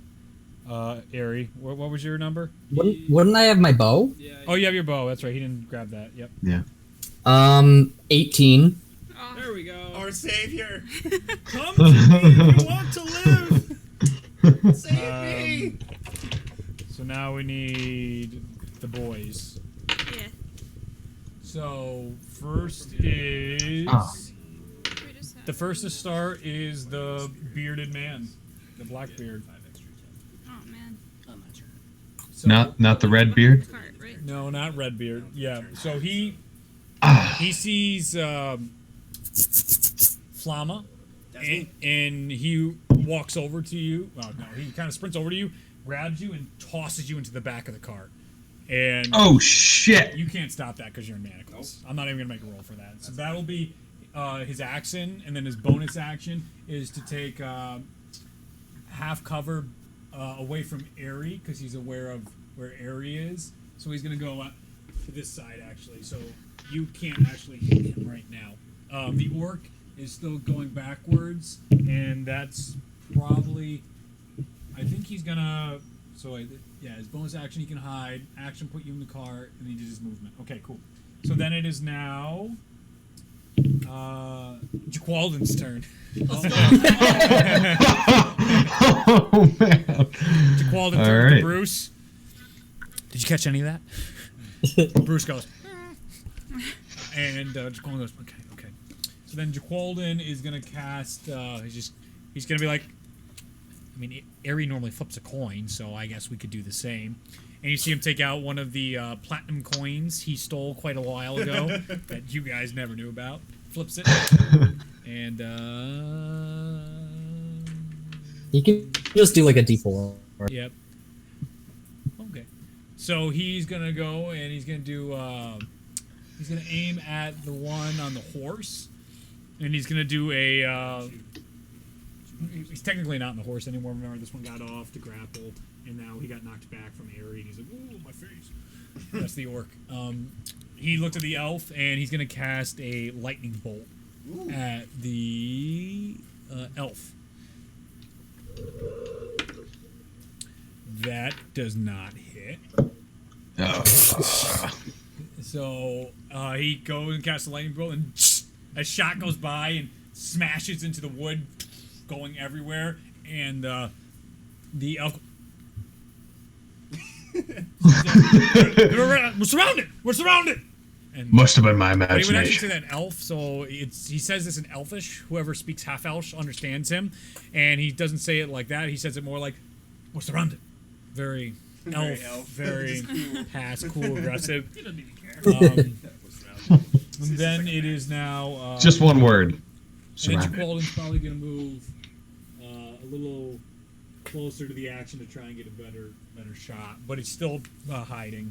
Ye old action. He's actually moving away so they can't track where he was. So now it is Ares' turn. All right. Am I near a tree? You can be. There's one right behind you. I'm gonna climb up Okay. and so climbing does not cost extra movement. Say that again. Climbing does not cost extra movement for me. Cool. So you go up the tree. About I'll 10 climb it up and then I'll take a shot at the At the what? arrow at orc. Orc. Okay, go ahead and roll.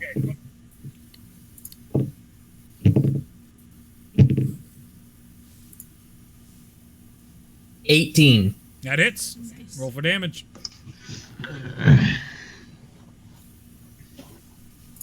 As the lightning bolt strikes the very tree, Ari sees it behind him and almost thinks of like, "Thank you, Qualden." Goes up the tree and a couple swift movements, takes out his bow, leans back, and lifts an arrow. Goes into the orc, and you see him. Oh! No, not there. Here. Not into the same old shoulder, but 6 damage. Kind of gets him right between the rib cages, and as he's back from up front, gets hit with that and comes to his side, and you can see he not comfortable. He doesn't look comfortable anymore. Definitely angry. Okay. Is there anything else you want to do? No, that's. Can I? No, I couldn't do that. They can see me. Yeah, they can see you. You did 8 damage, you said? 6. 6. Sorry. Thank you. A lot of things I'm trying to keep track of right now. Okay, so now it is the orc's turn. He sees you in the tree, and he's gonna be awfully mad, and he's gonna use his bonus action to rage, and you hear him out there, and you're like, uh-oh. And you see him take out a great sword, but it's all like, it's not like a nice straight noble like great sword. It's all orc like, very jagged, and it looks like it's one of those things that's meant to like cut, and as it cuts, it's meant to cause even more tear wounds as it goes. It's serrated. Thank you. Serrated blade. And he comes over to the tree, and he has a saw. Yeah, he has his saw. And he is going to try to cut down the tree. With a swing. So let's see. Okay. And then that will be... This is a very thick tree. Okay.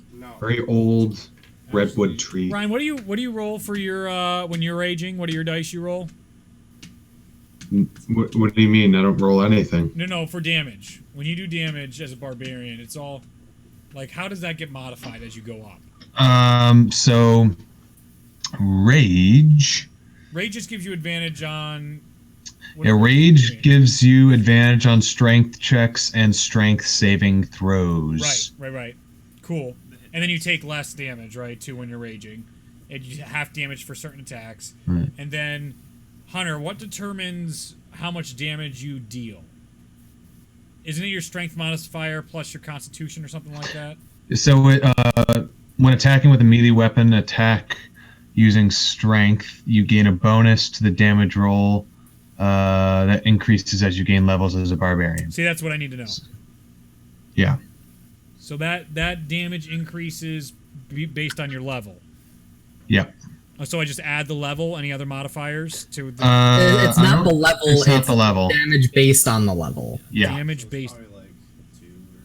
Like I'm level 3 and I'm still only getting +2. Okay. Below level 9, he gets +2. What? Say that again.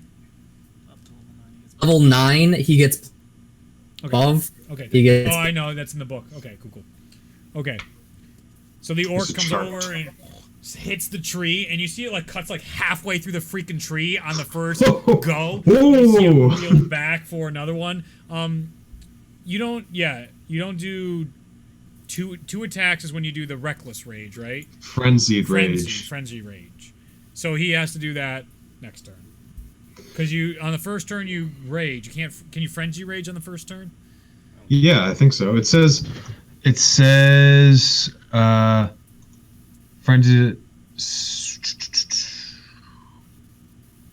You can starting at the 3rd level, you can go into a frenzy when you rage. Yeah, okay. So then he did do that. So next turn he's going to be able to have 2 So attacks. next turn, yeah, you can't do 2 that turn, but you can do them next turn. All right.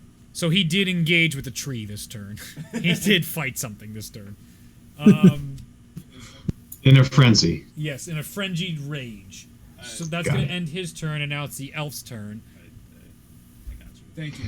And the elf is going to He's gonna be able to reach you with that spear because the spear is like 6 feet long, and he's on a horse, which is like 5 feet off the ground, and then he's tall too. He's like a 6-foot elf, so he has a wingspan. So it goes right through the brush, and it goes up to Airy, and it goes to take attack with the spear. That is a 18 to hit. He hits. Okay, and that's gonna be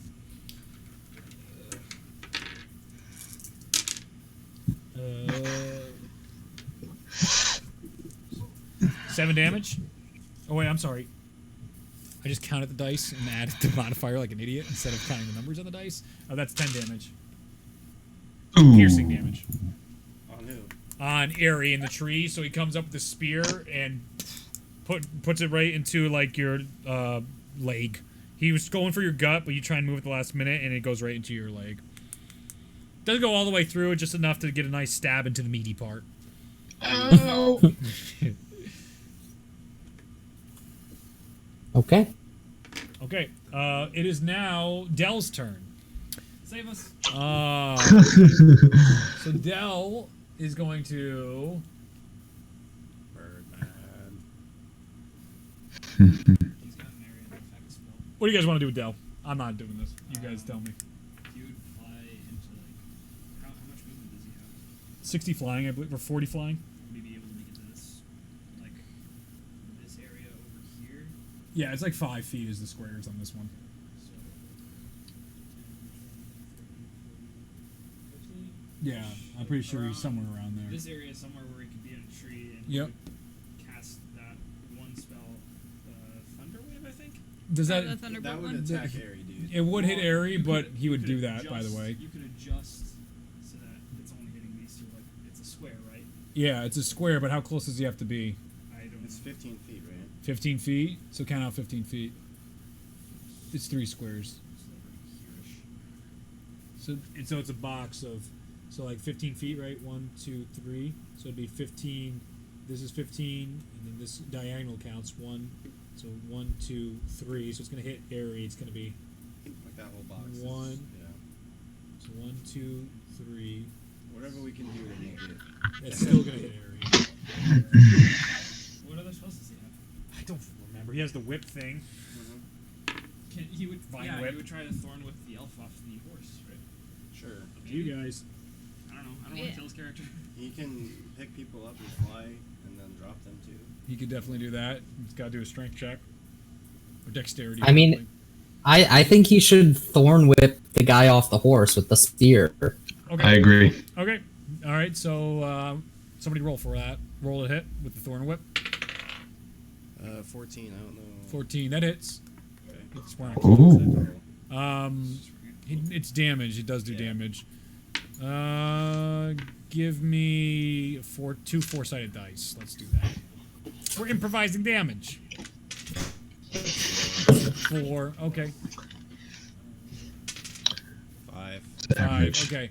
So so Dell flies over onto another tree.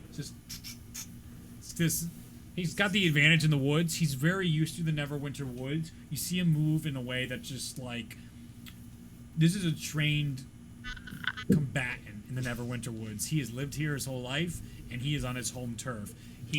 That's my dog playing with ice in her room. So he takes out the thorn whip, and then yanks the elf off, and the elf goes smashing into the cart on the side there, off the horse. The horse gets spooked and starts running away in a different direction, and the elf bangs its head back, and you can see the spear falls off toward the side of the cart, and he is disoriented at the moment, but trying to get his bearings.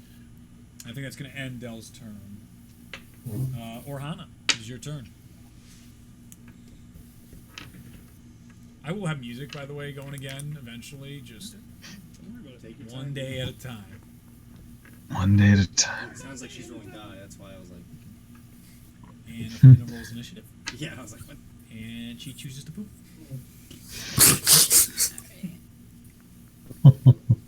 So. Good move. I know. Smart. What did the guy do? So Flama's in the cart now. Okay. Oh, yeah. And what did that guy do? That's He's near just chilling Flama. right there. That is the guy that threw him into the cart. Yep. Okay. Take the shot. You okay? Nothing. Take the Yeah, I'm shot. fine. Yeah, I guess I'll just take a normal shot at the guy that threw Flama in the cart. Take Okay. the fucking shot. Go ahead and roll for it. Kill him. That you hit. Roll one more time. You hit Okay. the wall. I don't like that. Get a clean one. Oh Jesus! Take it back. Yeah. Okay. So that's That hits. Yeah. Alright, for damage. Alright, Yep. so that's a 7 7. damage to that guy. Okie dokie. So Orhana looses an arrow through the woods, and her position, she's moved up to a tree. She has basically a direct line of sight on the bearded gentleman, the larger one, and arrow goes right into his back. You see him. Oh, big old shroud. Oh, they bloody are everywhere. And he looks over as he sees his companion smash in, and he goes, and sees his other companion trying to saw down the tree, and he goes, I gotta remember the Russian accent. It's like a whole list of like if then statements going on right now. Talk! Forget this! This isn't worth it! Come to me! They're everywhere! You're gonna get surrounded! And you see him kind of look up and trying to make a decision of whether or not to listen to him. The arrow sticking in his back. And he seems like a big dude that just took an arrow with a lot of grace. It seems like that didn't really affect him all too much. So, it is now Flama's turn. Wait, I want to run. Oh, yeah, you can run. Okay, so I just want to run down to, like, right around the front of the cart. Yeah. But not coming out of the woods. Sure. Yeah, you can easily do that. Yeah. Okay, it is now Flama's turn. Manacled. Yeah. You have no movement, because yeah. you're now on your back with manacles. Yeah. Can you try to break the manacles? He sure could try, but... How? Strength check. Yeah, good luck with that. Yeah. If you get an Can I investigate inside the cart to see if there's any keys or anything like that? Sure, go ahead and roll a investigation check. Ah, there you I go. think that's a 15. Don't quote me. Hold on. Okay.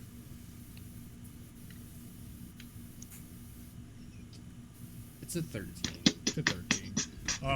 Looking around the cart, you notice the locks on the cages are like super industrial strength. You've seen these in the gladiatorial rings, and these were like the super pricey ones that the best of the best had on their cages. And you know what a bitch it is to try and get out of them. You've gotten out of your own in the past, but you sure have never been able to pick a lock like this. Looking around, they're all unconscious. They seem sedated or something like that. It's women, children, and men, all tieflings. There's no keys.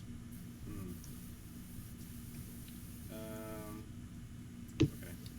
Can I...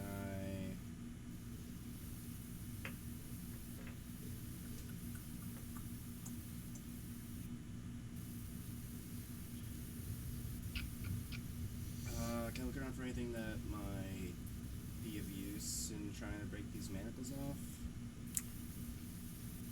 You could try going up to the cage and trying to like Okay. break the chains of the manacles. And nothing else to do. Yeah, there's basically you're in bad shape. Well, that's a 10, so no. Nothing's happening at the moment. You're trying. You're doing a little Captain Jack Sparrow right now. Yeah, dude. So that's gonna end your turn. It is now Ula's I turn. love with the hammer. Yeah. Oh yeah. Oh, I love that. Yep. Okay, so I am going to. Brush. Circles of trees. Yep. I'm gonna cast. I'm gonna cast Bane on these two. That's a charisma save. Okay. What does Bane do? If they don't save, you have to roll a d4 with every roll they make and subtract the value of the d4 from all of their stuff. Okay. Whoa. And what's the modifier? What do they got to pass? 13. A 13? Charisma. Charisma. Blackbeard there easily makes it. The elf does not. Oh, gosh, I did something. Okay. And then I will. Might use Thaumaturgy.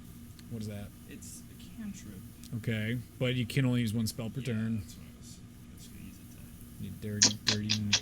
You always try and get away with this. I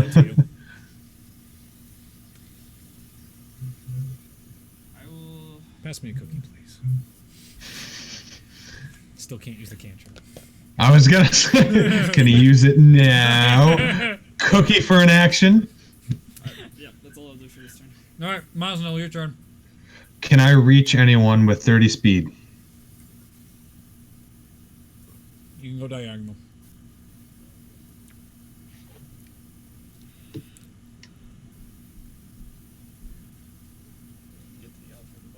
You get to Blackbeard or the elf? Not the orc? No, he's too far away. Okay. I'll go to Blackbeard. And while in mid-sprint, I'm going to start going into a frenzied rage.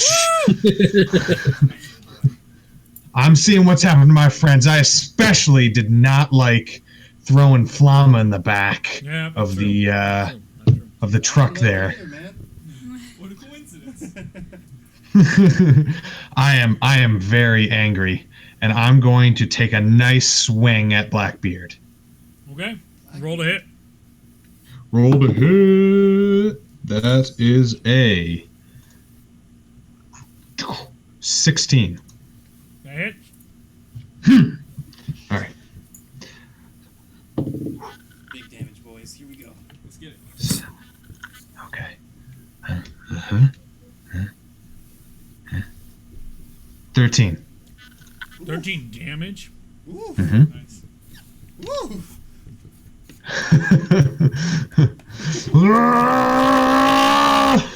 All right.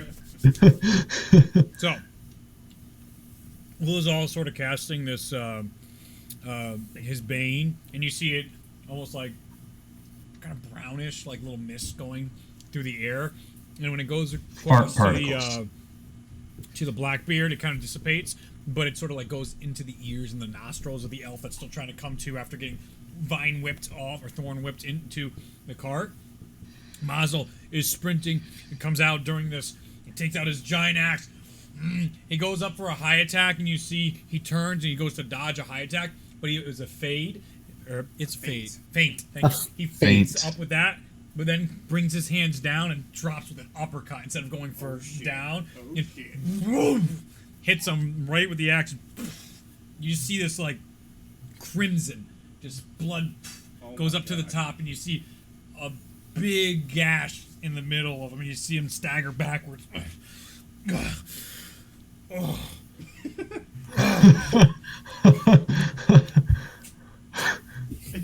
Now I'm pissed.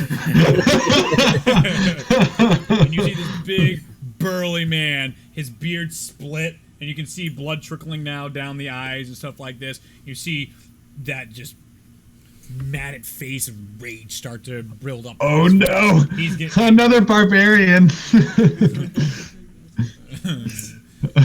Oh no! That is all I can do. Well, wouldn't you know it? It is Blackbeard's turn. So Blackbeard, who is now very mad, and he knows that where the arrow came from, that general direction. So he's gonna get behind Mosno. So not that far though, like right about there, right? Let me. Yeah, that's happening. Jesus. Let me just. Oh, you're kidding me. Oh, Jesus. Okay. You didn't. You're in trouble. He's gonna be doing Plagiarism is bad, Reed. I don't know, Noni. This wasn't supposed to go this way. About to get clapped. Cone of colded. So I need. Jesus, it's Yo, I just googled. All right, what I needed for the sheet, so don't bite my head off. I need everybody to make, I believe it's a dexterity saving throw right now. Maz, Everyone? Ulazal, Orhana, and Qualden. What kinds? What was it? Dexterity? Yeah, dex saving throw. Dex saving throw. Yikes. Come on, dice. Oh no. That's not good. Oh boy. We're all gonna die. TPK. TPK. Stop it. So, who got what? I got a 13. You got a 13? 13. 18. 18. Masno? 8. 8. But but I don't think you do anything. And I got a 17 for Jaqualdon. So half damage, half damage. You had what? 13? 18. Oh, 18. No, you're half damage, half damage. You're not half damage. And what are you, Ryan? 8. 8. So you're not half damage either. It's you see the Blackbeard come back, and you see him pull back his hand where the tattoo is, and he push out a gust of frost, just covers an explosion forward, and you take 20 points of cold damage and 10 points. So you're 10 points, and Jaqualdon's 10 points. Okay. Pretty sure. Oh, it felt like home. So, you took 20 points of cold damage, Ryan. From home. Ridiculous. Oh, I am not feeling great.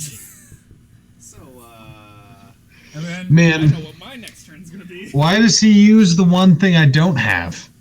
Freaking cold, cone of cold, dude. And then with his bonus action, he's gonna pop a potion. Cheese. Ah, shit. Cheese. This is not looking good. We should grab Flama and then run. fuck that. All right. That ends his turn. It is now Jaqualdon's turn. Jaqualdon, who has just got shot with this attack, thankfully Orhana and Ulazal, no, not Orhana, Ulazal took the brunt of it, especially based on his location. Man, this high AC is really doing me great He right got now. smashed, and only in bits and pieces got to him. Bruce was just dodging above it, and Jaqualdon is a little terrified at the moment. So he's gonna go push up towards the elf that's on the ground there. Put him right next to him. He's gonna go do shocking grasp, Oh yeah, here we go. and he's gonna have advantage because the elf is like against there. He's literally going up. Whatever the elf save is, if that's a save. No, it's not. I'm pretty sure it's to hit. It's a melee attack. Okay. I just saw your picture, Justin. So he goes, and I gotta roll for damage. What's his damage? Yeah, you want to roll for Jaqualdon's damage? It's probably a D20. 18. All right. Yeah, shit. Dude never showed up. I can't keep track of all this shit.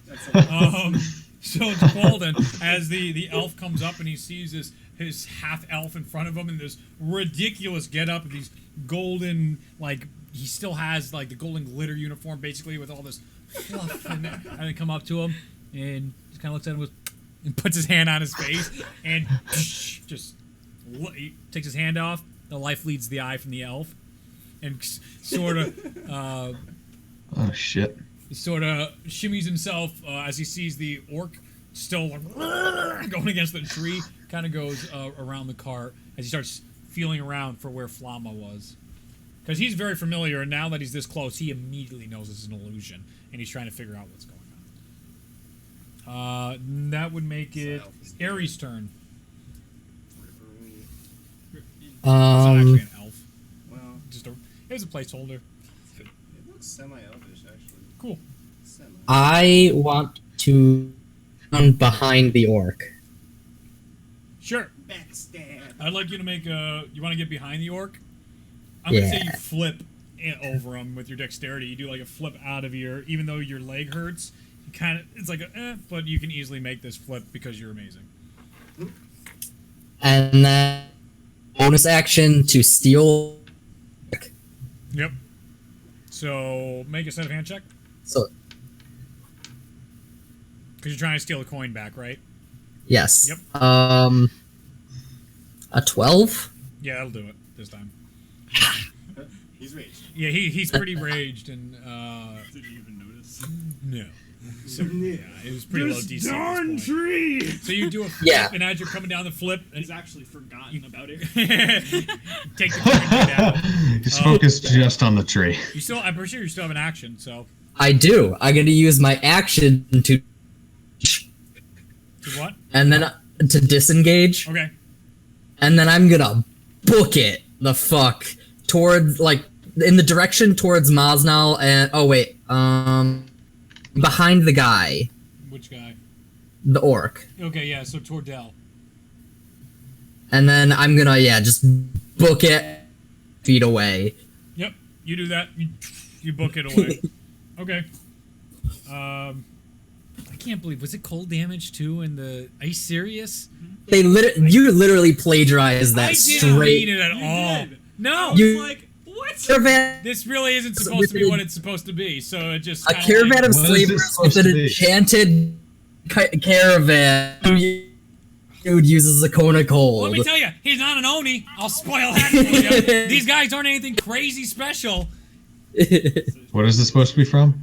That's those three things are exactly what happened in Yeah, Critical I Role. am dumbfounded because like I just needed a random thing for what this guy is, and I don't really want to tell you what he is, and this is just the first shit that popped up online. Happened to be Yeah. Frost. Nailed it. Whatever, Matt Mercer. You're a genius, and everyone else gets to have fun off your genius. Okay. Anywho, I'm very satisfied with that turn. okay. So now is the orc's turn, and he is super duper duper pissed. He saw you run off, but he did see the ice hit across. Let me see. 5, 10, 15, 20, 25, 30. Yep. He's going to go for Jaqualdin. 5, 10, 15, 20, 25, 30. And he's going to go take an attack on him. That does... Oh, he doesn't have any advantage on melee attacks, right? Or does he? Not unless it's reckless. No. Yeah. Well, he has the... Oh, but he has 2 attacks, that's right. So he gets to take 2. Neither hit. Jesus. Wow, that's lucky. Hey, good for the dice rolls, right? And so he comes out with his axe, and as Jaqualdin's trying to peek in, and he sees Flamma, and the manacle's like, "Yo, where were you?" And he's like, "Not touching that." He turns around just to see a poof, the long curved serrated sword hit into the cart, and he kind of brings it out, and I'm like, comes from another one and hits the cart again because he's dodging like Jack Sparrow right now. And that's gonna end the orc's turn. It's Dell's turn, so Is the cart like smashed open at this point now? no, I just kind of went indents into it. Is So the illusion still active? Somehow. yes, Okay. It's probably, like, enchanted or something. Tree. yep, it's Dell. So guys, do something with Dell. It's all up to you. Alright, so he's got 60 feet, right? Yep. 40. He about to fly over here. Yep.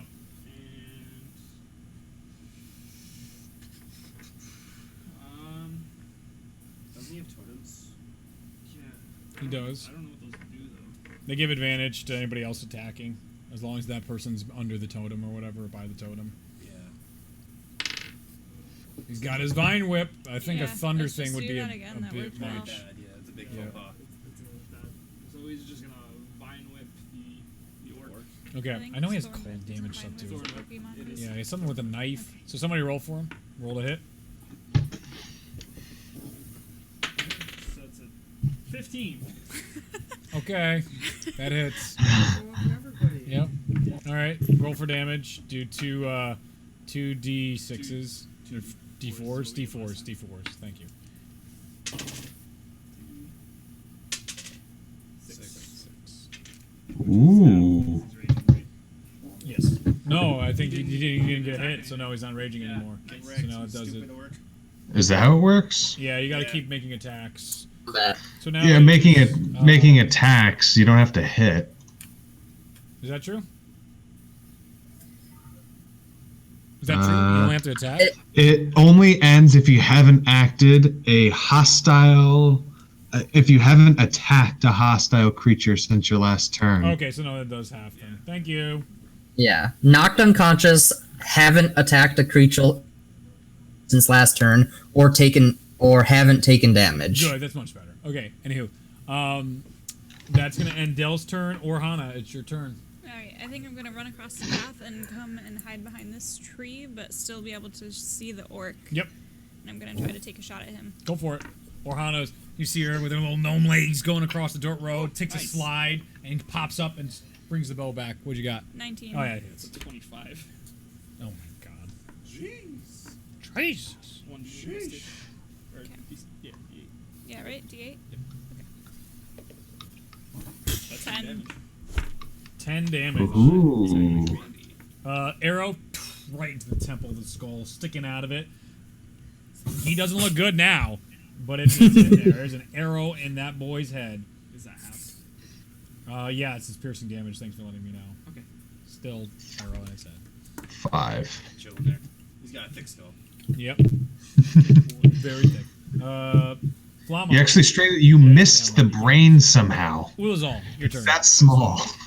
I'm gonna roll up on this bad boy. Yep. And I'm gonna take my hand and wrap it with necrotic energy and just like chop Right his up head the and ass. cast inflict wounds. Okay. What's he gotta do? So that I believe I have to roll for that. Yeah. Yeah, I do. That's a 21. Fifth. Sheesh. Nice. Oh, Oh, sheesh. man.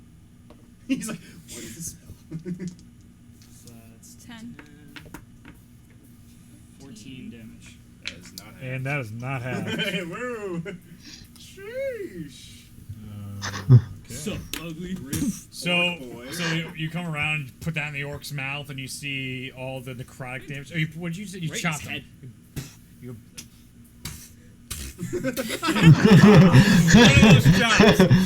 because Uzol just sort of comes out with his long strides and his very long, thin arms, and right into the orc. Right, the arrow kind of snaps off as you hit it, and the necrotic damage starts going like all over his face, and you start to see him like, and you see like some of his skin like melting off and stuff like that. Oh, And God. And he's still up. Not looking good. Definitely wouldn't be taking his picture Shit. today. That'll end Uzol's turn. My turn. No. Oh. Boy, oh boy. I am even more angry that he would do that. What's your I'm HP going at, by the way, Ryan? 21. Okay. He's a tanky boy. Okay. Yeah. All right, so I'm gonna turn around Yeah. and take 2 swings at this fucker. Okay, do it, you punk. That is an 18, That hits. and I'll roll for damage. Mm-hmm. And that is a 8. 8, that does not hit. No, that was damage. Oh, damage, thank you. Okay. I said I was rolling for damage. Yep, and then my second attack. Yep. Ah, that is a 17. I'm assuming that hits. That hits. And damage. Come on. Oh, 17. Oh my! Let's get it! Oh my god! 17 damage. Yeah. What? Mainly because raging, I get +2. Oh my god. Yeah, Okay. +2 melee damage. Jesus. All right, you do that. You take 2 more cuts out, and you cut again. You've created almost like an X and then almost an asterisk. You're almost there. You're just missing one more for the asterisk of cuts on him, and you just see him getting rolled back. One more. He kind of grabbing the ground, and all it's almost like an anime character taking all this damage. You just see him like, you see even like little bits of the like, you can see some lard coming out because of how he's It's gross, but that's how fat people bleed. So what do you want from me? He hit him with an axe. Come on. So you see him just kind of. All right. It's not worth it, and neither are you. I'm done playing around. All right, and do you do anything else? That's all I can do. Okay. With his bonus action, because of what he is, he decided it's not worth it, so he's gonna kill That life would be from great. death, and he brings the elf back to life. What? What? And wait, is this Oh no! you see the elf as like its eyes grow bright green and full, and you see it start coming back up, and its scale has gone even paler than what it once was, and you see like where the cuts were, it's like black goo starts kind of coming out of it instead of the blood. And you see him take out his necromancer. a sword that he had on him that he didn't draw, and now he is back standing up. Is there a reason I didn't get a turn? Yeah, because you couldn't do anything. You wearing manacles, dude. What are you doing, boy? Somebody save me. Yeah, That's what Jaqualdin's gonna do next turn. Yes, He's it gonna climb is. that Yes, crate. it He's gonna save you. All right, and you see the wizard, and he goes, or not the wizard. He's a sorcerer. He's something. Charisma modifier. Come on. He does a whistle, and all of a sudden you see one of the horses from back here that's kind of been tripping around, comes all the way through the brush and is behind him. And with his movement, he gets onto the horse, and then I mean that's only a little bit of his movement actually. He's gonna cast his 2 spells per turn. Well, no, yeah. He's gonna get on the horse, and he's gonna drink a health potion. That would be bonus action, didn't you? Well, I'm using it as a main action now. Because you can't use 2 spells per turn, right? Yeah, that's correct. Yeah, so he can't do what I want. Which would have been a lot of fucking damage. There's a pool of plus 20 plus damage waiting. And he's going to do that with the potion there. Okay, good for him. And he gets on the horse, he looks at his partners, and he goes, I'll see you on the other side. And he hits the horse, and he barrels down the road past the horse. So Do I get a hang on? yeah, you might.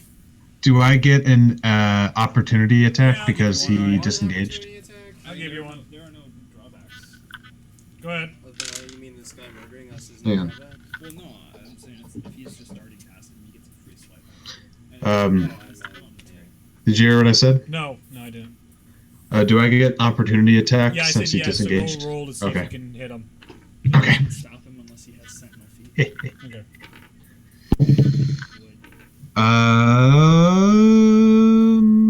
22. 20, yeah, it hits.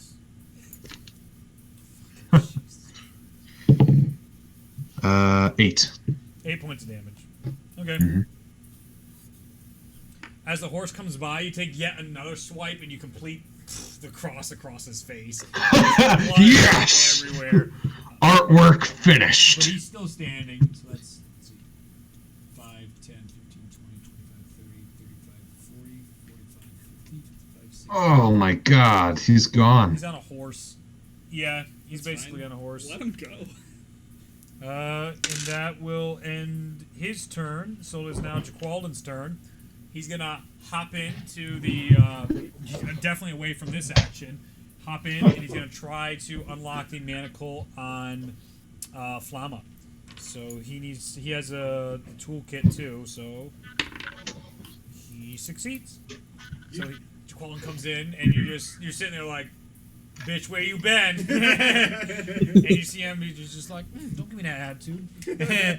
Unlocks it with quite some ease. And he starts looking around at all the tieflings in here with kind of wide eyes. And you're now free, and you're uncuffing your stuff. and that's probably going to end his turn. So it's now Ares' turn. I'm gonna go and recover my rapier and dagger. Okay. So that's 5, 10, 15, 20, 25 to get to that. And let's see. You got them both now. It's not I'm- an option to pick them up. I am going to. How far away am I from people? Can you, please? Sure. You're 5, 10, about 15 feet away from him on a horse running away. You're 5, 10, 15, 20 feet away from the orc, and 25, 30 feet away from the zombie elf. I am gonna take an arrow and shoot at. You're gonna shoot at the zombie elf. the zombie elf. Okay, go roll to attack. Go to roll to hit. What is a 9? It does not hit. So you pick up your swords, and as you sheath them, you whip your bow around again, and you take a shot at the zombie, and it zooms right past him into the forest.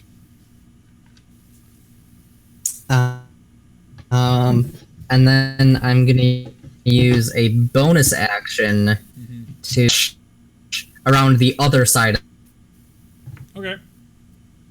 Your bonus action was what, though? How much movement does it give you? Hunter? I can't hear you at all. Did you cut out? Are you dead? Yeah, he's. Oh. I'm You're lagging. dash. Okay, that's what I thought it was. There you go. So up to 35. Yeah, you're good. You're on the other side now. Okay, it is now the orc's turn. Seeing his comrade abandon him, he's not thrilled about that, and he's almost surrounded at this point. So he's going to turn to Ulazal, who just put necrotic, burning his flesh off the image in his face. He's going to roll to attack. Oh, he gets 2 attacks. That's right. Because he's frenzy raging. That one hits. Frenzied rage. 19 is my roll. Your arm. Oh, fucking Jesus. What? Because you have what? I have the staff.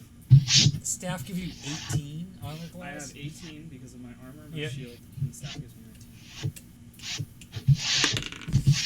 19. The orc takes his long sword again, and he goes to hit you right to your shield. And he hits your shield again, and it's this frenzied rage, and it's not doing anything to your final rage.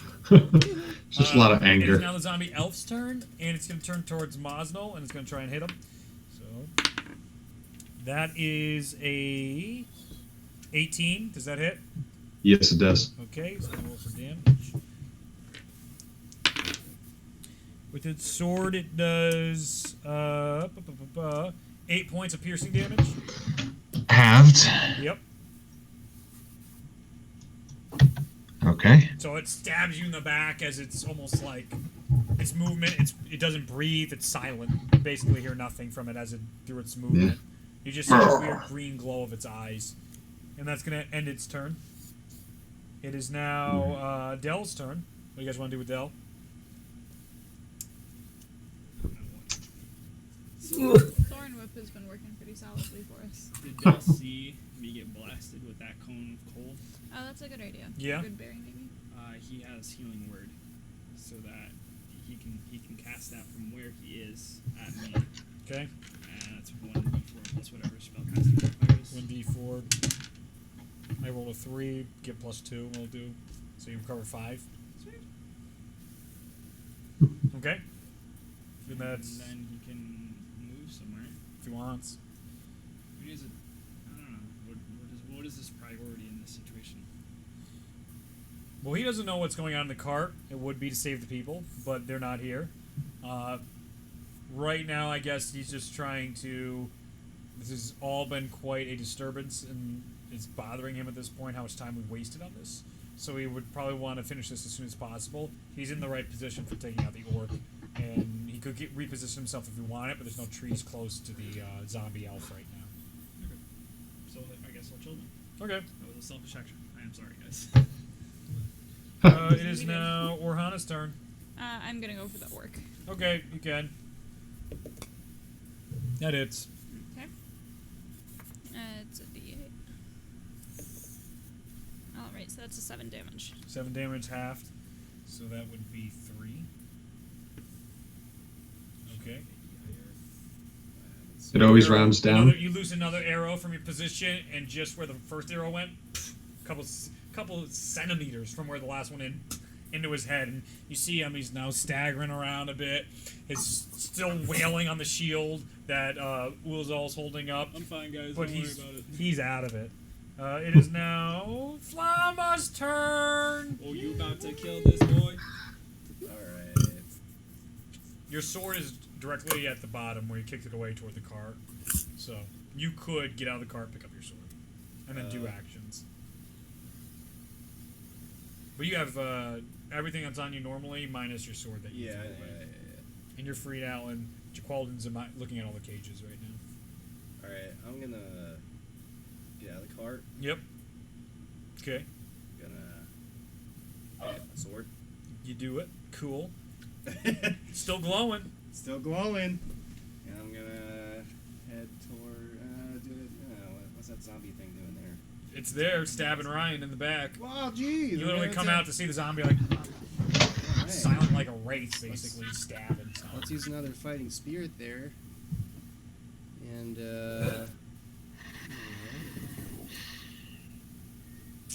roll for an attack. Sure, go ahead. Get him. What's that? You probably did. I mean, is it above 15? Yeah. Yeah, it hits.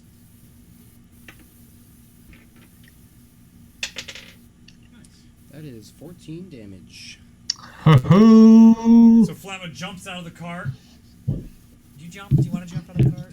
I'm gonna roll out of the cart. You're gonna roll out of the cart, and as you hit the ground, pick up the sword, like mid-barrel roll, get up, and poof, as it's stabbing, it stabs silently Mosnell, and you come up through with the sword, and you see the green just go out of its eyes The again. stabbing part. And it just standing there. Stabbing Now. party. You stab right through its head, and it didn't fall or nothing. It's just gone. The life leaves its eyes. Can I push it over? I'm thinking about Yep, doing you that. go and like kick it over and clean off your sword like that. It just falls backwards like stiff as a board. Yeah, I know. But You're welcome. Okay, I'd like to give Flama a high five. you do it while raging. Roll for damage. No, I'm kidding.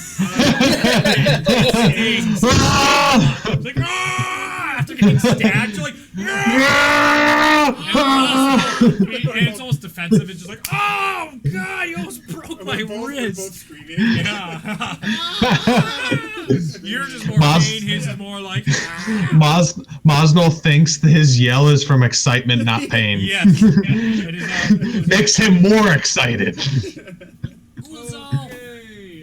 Okay. I'm just chilling with my shield. Yep. This guy's wailing on it. I'm noticing now, wow, I have a lot of frostbite on myself. So I'm going to use my action to cast Cure Wounds on myself. So... Amazing how the cleric always takes the most damage. Yeah, I would think The with, barbarian. I don't know about that. I think I took the most. Yeah, the barbarian takes the most damage, but the cleric always seems to be near death. so in I this get game. Sage Healing. Odd. He's Nice. putting himself Cool. in some precarious situations. He sure Oddly is. enough. If I leave his range, does he get an opportunity attack on me? Yes, he does. Alright, I'm gonna chill then. Okay. I ain't scared of no ghosts. Okay, it is now Mosnell's turn. Yeah. Okay. I got good armor. All right. Can I? So the only one left is the orc. Yeah, it's the orc right now wailing on his shield with 2 arrows in his head. All right. Can I reach him? I'd be shocked if you can't reach him. Yeah, you can reach him. All right. I'm gonna take 2 swings at that guy. Have at it. Yeah. 18 Yeah, it is. damage, Let's hear it. and that is a 9. 9 halved is 4. 4. Okay. Roll for the other one. Second attack. Ooh, that is 23, That hits. and that damage. Oh, 18. Oh my god, why is that second one always disgusting? That's the highest I can ever get. Oh my god, how do you want to do this? How much damage was that? 18. How do you want to do this? Oh, how do I want to do this? Yep. Okay. I'm gonna run up to the orc. Yeah, you did, yep. While yelling, raging, I'm just gonna come up, big swing, just straight down, and it's gonna go like right here, Yep. and basically go all the way through the groin, and he just kind of goes. As you do that, it also cuts into the back of the cart, splitting the cart open, and the cages tumble out as you hit the side of that, and you see this mess of cages and orc in half, and all of a sudden, as all the dust settles, the chirping of the forest is all you hear after this confrontation. Are we out of combat? We are out of combat. Okay. Whew. We did it, guys! Hey! We did It's it. over. Die. Yeah, we did! As you're coming out. Actually, he peeks up. The illusion is now faded. When you cut that, it's just gone. It's now just a crappy cart. So, Qualden's going to roll an investigation check, as he always does. I will too. Nice. I'm gonna start working on a prayer of healing. Okay. Actually, do I have spell slots? Yeah. I'd like to loot the orc. Okay. Make an investigation check. Investigation. Nope. Okay, that is a. I'll help him. Nope. Give him. That is a solid 2. Hazel comes over to loot the orc, and he's checking the side he cut in half. He's going through the guts and stuff. And he's just like, I swear, there's something in here. He seems to be struggling pretty hard to find anything inside the orc. He swears they keep stuff inside of orcs. You got a rumor or something like that. I definitely. You can hear him mumbling under his breath. I know I heard something. Seeing these out of nowhere filled with people, I kind of get a sense of what the situation is. Flama flagged him down. Yep. And I'm gonna start working on the cages, unlocking them. Okay, I need you to. Do you have a lockpicks kit or whatever it's called? You have thieves tools. Yeah, you got that. I do. All right, roll for it to see if you can unlock the cages. Roll. That's. I know I have proficiency with it, so I had that. Do you want me to do dex as well? You're gonna need every point you can with these. Okay, I'm just trying to make sure there's not like. So. All right, a 19, so that's gonna be a 20. A what? A 25. Nice. I rolled. He's a hero. You just hit it the DC on that. Nice. Holy shit! Man. Oh, I can't believe you fucking did that. This We're totally not gonna have to deal with this guy later. Okay, so you, as you go to the right. cage, you notice these locks are something you're very familiar with. These are the locks you've seen from your times inside Tendorf, and part of the massive blow you dealt to those people in that town. You see very familiar with doing this sort of stuff to them, and these locks are something you have been unlocking for quite some time recently. So as you go through this, you are just able to open it up just before like your lock was about to break on this, your lock picking tools and everything, and you're able to open up the cage. The tieflings inside, there's a man, a woman, and a child, and they're all unconscious. They are, one's purple, one's blue, and the child is actually like a mix of purple and blue. They have these beautiful horns. The male, his kind of curve up top, where the female's kind of curve behind her head, and there's like kind of little stumps where the kid's is. They have kind of like dots on their skin, kind of like how we would have freckles. Theirs are kind of like black freckles all over their skin. Lips are black. And I think that paints a good enough image for you of the tieflings. That, by the way, the cage was like on its side, so you've just kind of opened it up on its side. What do you want to do? Try and shake them, see if I can wake. You go in there and you start shaking them. They don't seem to be waking at all. They seem to be heavily sedated. All right. Well, I'm gonna help get them. You're going to help get them out. Okay. So you start dragging them out one by one. You work with the child first, and you start bringing that over toward a tree. What is everybody else doing right now? I'm helping him with that. Okay. Flama comes over, and he's picking up the woman and putting her towards the tree right now. Seduction. Yep. Right. You're praying. What are you praying about? What are you doing? Healing. Prayer of healing. Has been 10 minutes. Oh, no. Okay. Well, it took like 8 minutes to get that lock open. Okay. These are very difficult locks. Healing's coming up soon. Uh-huh. Is there still another person lying there? There's the zombie lying there. Oh, and another person's No, lying I'm in the cage, yes. Yeah, I'll take them. All right. Without cleaning his bloody, disgusting hands, Maslow walks over. And Okay, I gave a little wipe on my pants. Come on. You gotta be specific, because I'm gonna do this to you. So Maslow apparently wipes down his hands, but doesn't do a thorough job. It still has a little blood in his hands. Yeah, it's not thorough, but he just kind of just a quick. Just a quick wipe. I thought there was money in orcs. Someone told me a tall tale. And he goes and picks up the tiefling and puts it next to the other one sleeping right now. What? Is this the The man. No, this is the Oh, adult I was man. saying that would be hilarious. If it's the kid. Oh my god, the tiefling's making their blood all over their child. Yeah, it's a great way to start this evening. Oh, that's my bad. Anywho, there's still 7 more cages. There is the orc cut in half, the zombie on the ground, and the wagon split open right now. Jaqualdin is looking at the other cages and looking around. What was your investigation check? 14. 14. As you start looking around, Orhana opens finds a compartment in the front where the guy was sitting, and you actually see a whole bunch of stuff in there. You notice some coins, not too much, just about like 20 silver coins in there. Seems like he's just getting by with whatever he needed. And then there's another you push past, like a pouch of just a couple stack of 5 gold coins. You surmise this is definitely bribery coins that are in there. You see a couple pieces of paperwork in there you don't really recognize. It seems scribbles from a language you don't quite understand.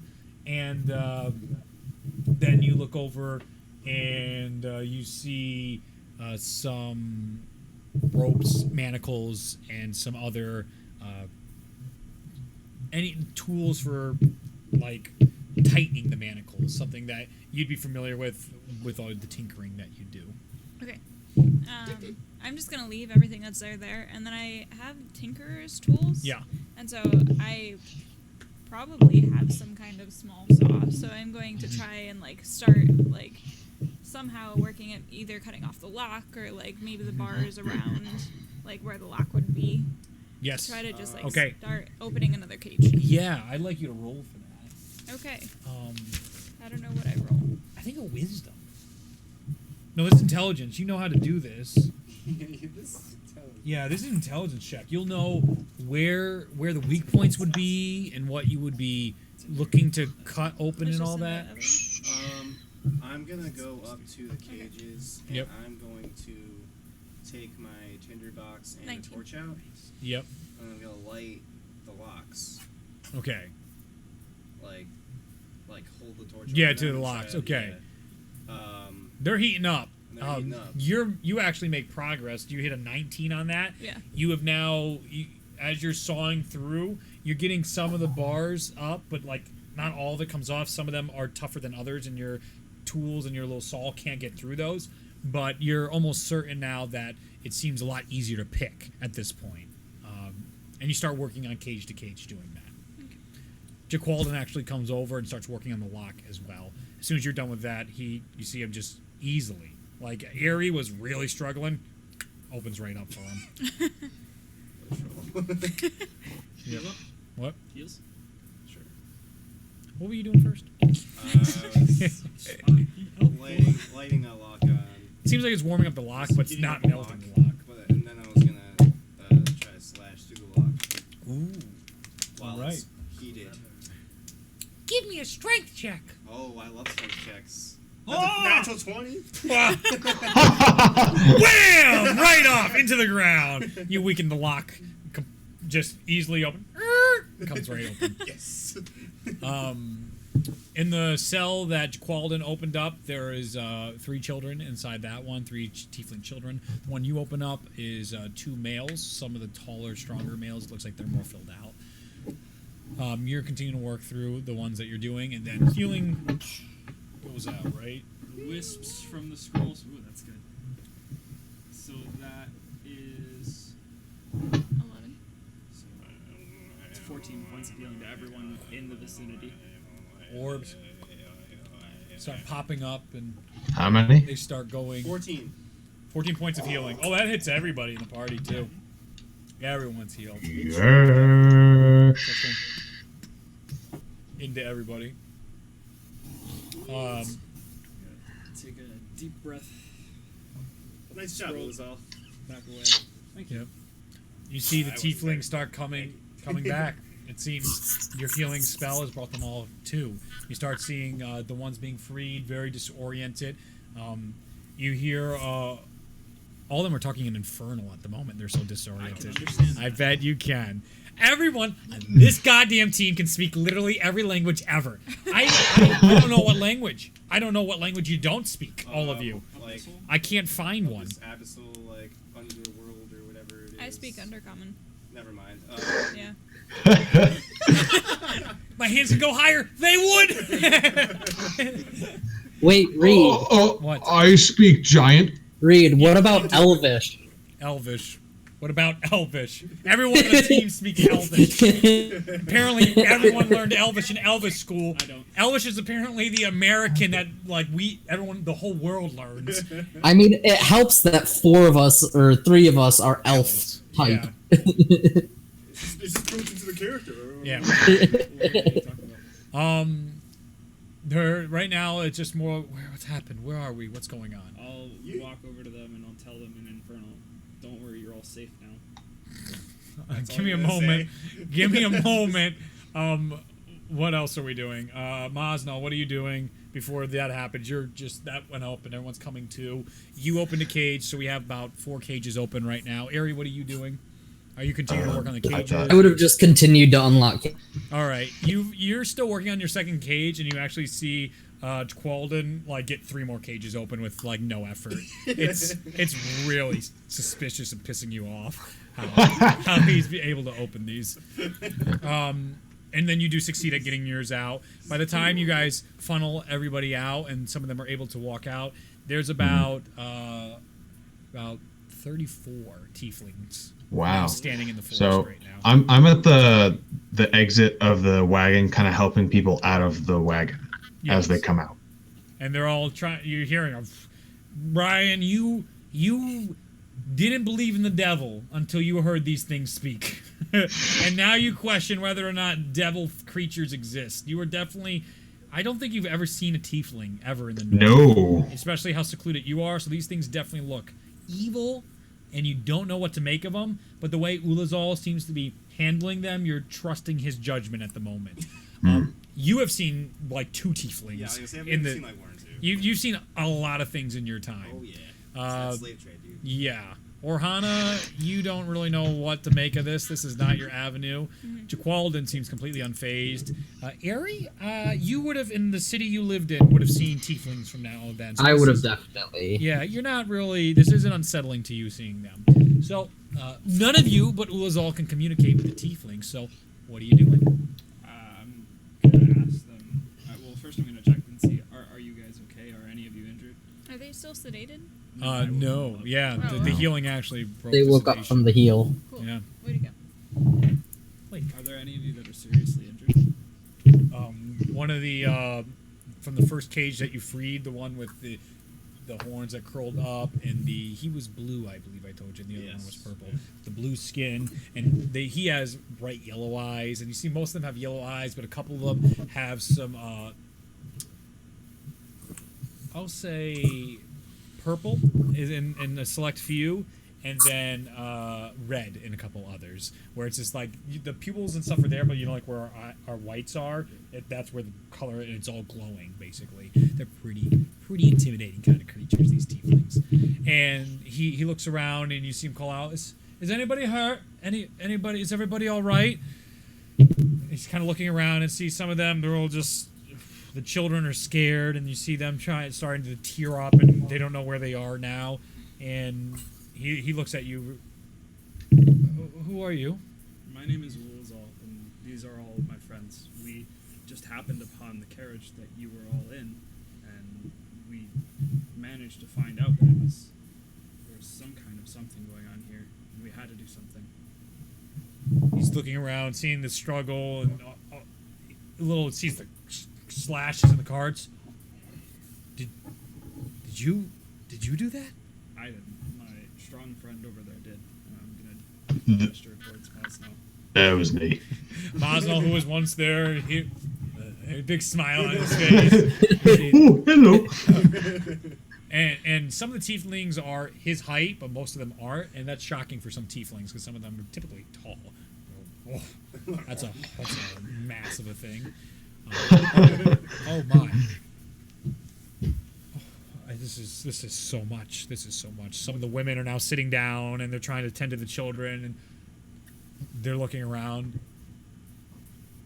Where are we? Right now, we're in the Neverwinter Forest. Neverwinter Forest? That's correct.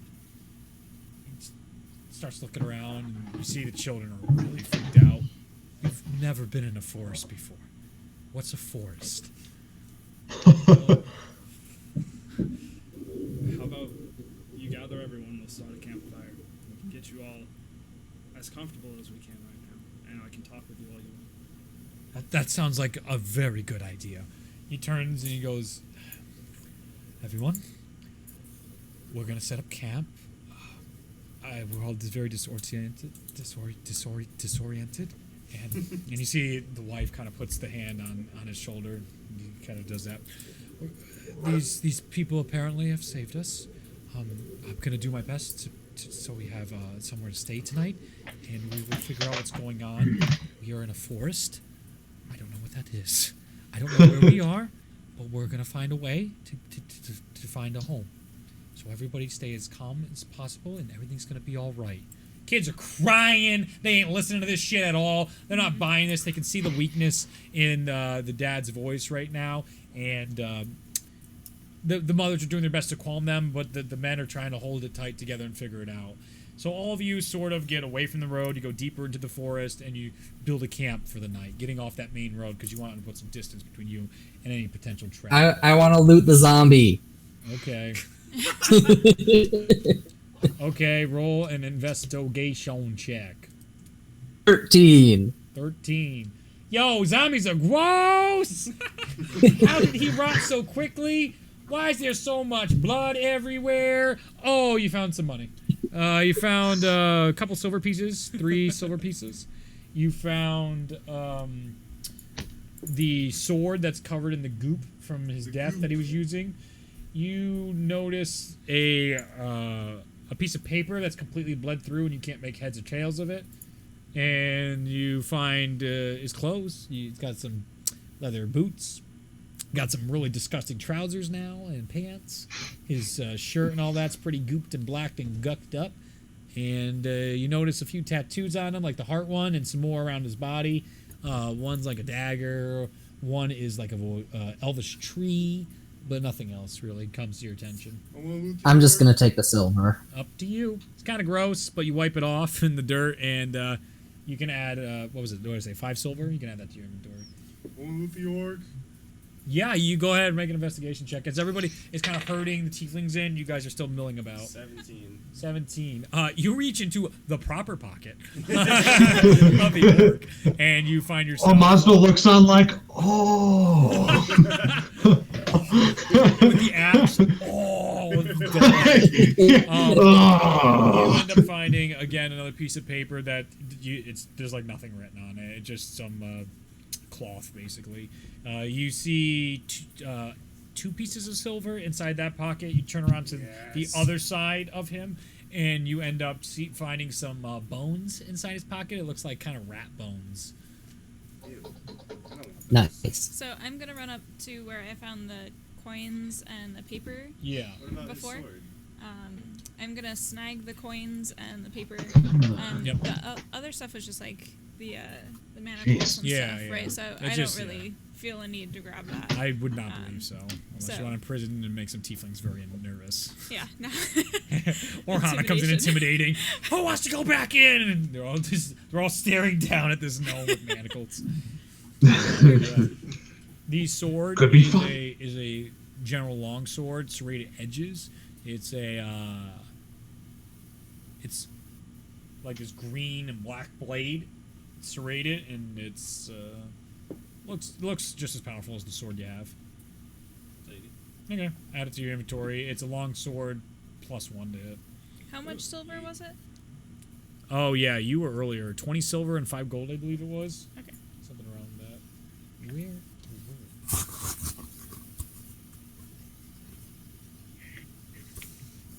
So once we like start setting up camp, assuming everyone's done, Yeah. I am actually going to start tinkering with stuff that I have, and Yeah. I am actually able to. Crap, where is it? It's in here. I'm able to create some kind of a clockwork toy. So Yes, just you like seeing how the kids are like going nuts. Yeah. Like I know I'll make some kind of toy, like distract them because they're freaked out, and like the adults are not being able to help them, and so I make a frog. Okay.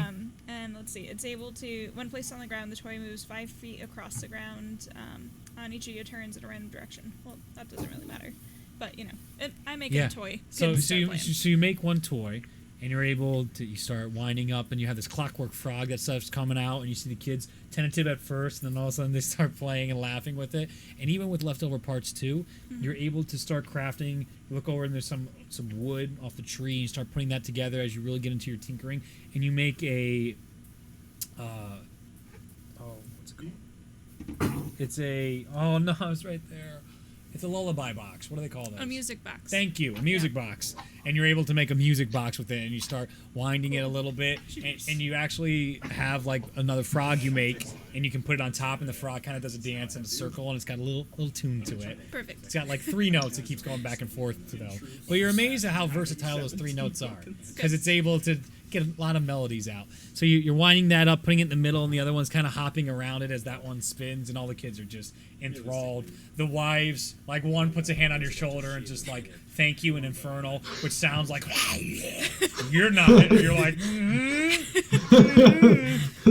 Picasso, use your superpowers to lift out the house. Okay. Mama, are you stuck under the house? Mm-hmm. Do you want us to get you out? Mm-hmm. Okay. So you have all those stuff too that you took out of that, the notes and all that type of stuff. You do notice there's stuff written on it, but you don't know what many heads or tails of it. Okay. But you're taking care of the kids right now. Anything else you guys want to do? As we get everybody settled in, I want to sit down next to the guy that I was talking to earlier. Okay. And I want to just. So the kids are off in a corner, the women are off to a corner. Your camp is set up away from the tiefling camp on purpose, and they do outnumber you 3-1 at this point. That's something just to keep in your head.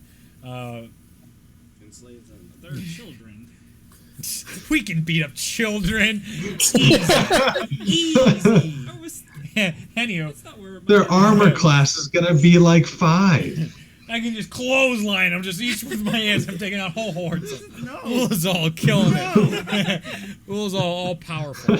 Alright, anyway. Final form Ulazal would do it.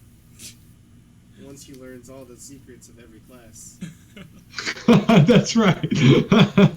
He grows wings like Del. Yeah, that's right. Final boss Ulazal. Anywho, everyone sort of starts settling in. Del and Jaqualdin hide the cart because they figure leaving that in the middle of the road, cut in half and all messed up with all the cages. They roll it off to the sides. Del can't stand seeing this stuff in there, and he's trying to find his way. He's like burying the cages and trying to put the wood back in the ground so it might be able to decompose and all that type of stuff. And Jaqualdin's just kind of avoiding everybody right now. So you sit down next to the tiefling who joins you at your campfire, sort of in the middle, and you guys kind of have this like, and then you go to your camp. So you're both sitting down in your camp away from all the other tieflings right now. So, what was your name again? I'm sorry. My name is Ulazal. Ulazal. It's nice to meet you. Mine is Siname. Sinamne. Siname. Can you read that? Cinam. Cinamae. Siname. So, a forest is a place where there are lots of trees. Oh, we're back to this. Yes. Lots of animals. Yes. Well. Yes. Mountains. It's generally pretty shady. Yep. In a literal sense, but you guys have never been to a forest, so you can't be from around here. No, we're from Tendorf. We were. That's the city capital of Freya. We're from Tendorf, and That's the other side of the country. it sure is. Give me one moment. I need to check one more thing. Yeah. Okay. Good. What did you get here? There's some racism happening. Maybe. we were. It was almost overnight. We were worried in our town, and it all happened in such a mad rush, and then somehow we ended up here. It's terrifying. I'm still worked up over all of it. I don't know where this is. Did you look at your map while he told you where Tendorf is? Yeah. Did you choose to show him where he is right now? Not directly. Okay. I mean, I'm gonna just keep talking with him for a minute. Okay. I'm sorry, what was the question? So, the earliest you just remember being in your home city, Yes. and then there was a chaos. What happened? Well, this was something we were worried about. Looks over his shoulder at everybody and see like great pain in his face and.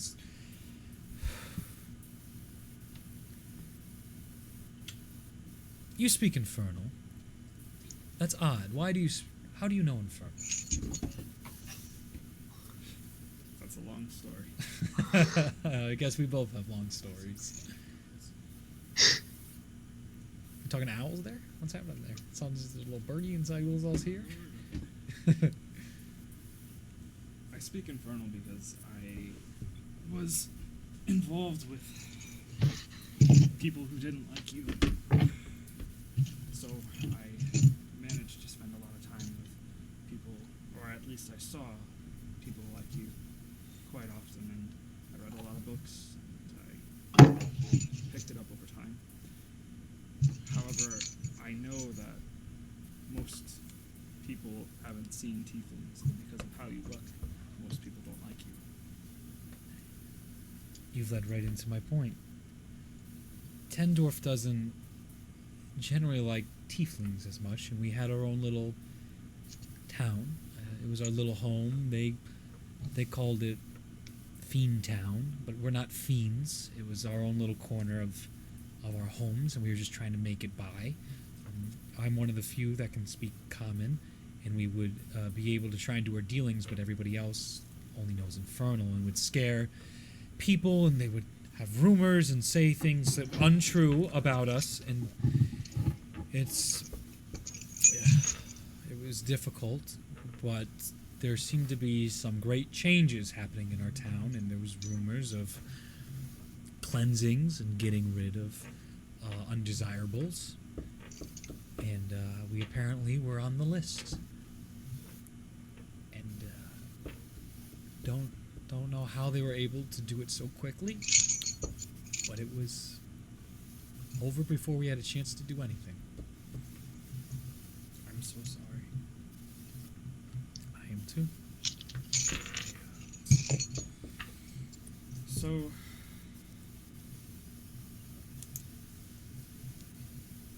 all of this has happened, and this life that you've left behind is one of struggle because of the people that you were around in that city. It was still home.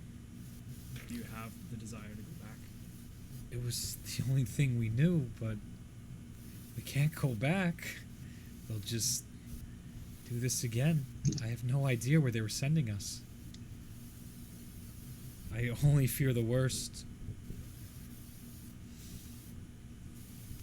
You can hear the crackling of the fires, and it's very late. The moon is up in the sky at this point. It's become nighttime. I know what it's like to be held captive and just brought along for somebody else's nefarious purposes. Dude, same. Where are you, Flammo? Are you actually there? Did you just say that, sitting on a log, like, next to him? I don't know. Where am I? Wherever you want to be. There's a camp right now. I thought this was a one-on-one conversation. It is a one-on-one on a log in front of a Are we fireplace. speaking infernal? You are speaking infernal, Okay. so you can't understand Yeah, shit. that's why I was like, I thought I was just Yeah. doing some other nonsense. I don't You know. guys are kind of just tending to the campsite and everything right now. I'm just staring in the fire. Me and my friends are currently helping to rebuild a town called Fandle, which is not too far from here. Not too far. I don't know what you know of the geography of this country, but we are very far from your home. That's not good. Not good at all. We don't know geography very well. Most of us can't even read in common. We only speak infernal.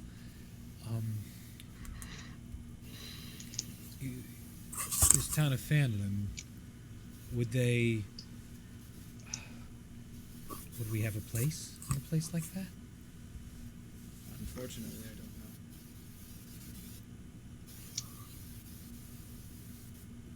don't know. Now, Ulazal would recall, did they have a wide, diverse... They had halflings. They had halflings. They had a dragonborn the first time you were in Okay, there they that had you a guys dragonborn. completely forgot about. Yeah. There was They a had- goblin in the there- pub, right? Yeah. Goblin, which was Okay, Sister so- Geraldine. Okay, so There this is actually... is,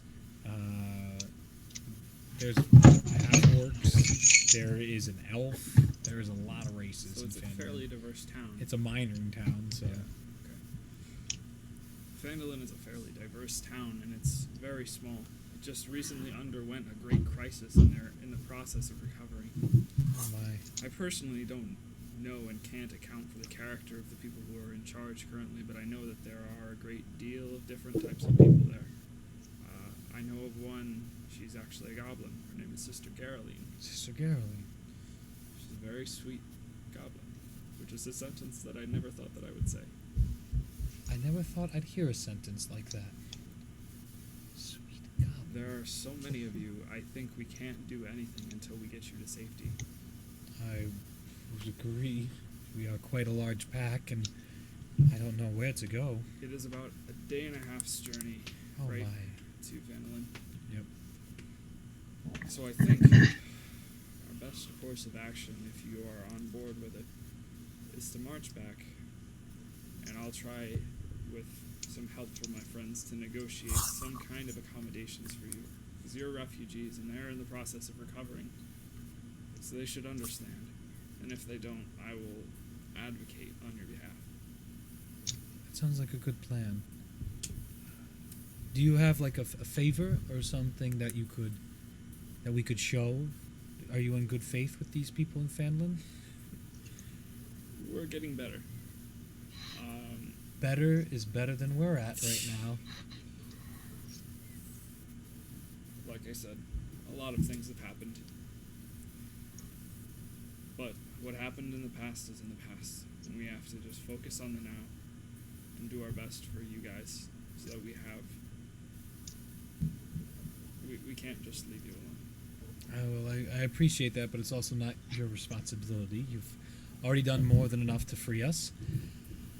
And we won't burden you, that's for certain. We are a proud group of people. Kind of stares into the fire for a little bit. I think I might be able to send a message. Maybe. You have a piece of paper. I think you would, Professor. Yeah, I would. You know, that's right. I don't know why you're trying to call them for miles away. You nasty magic user, you.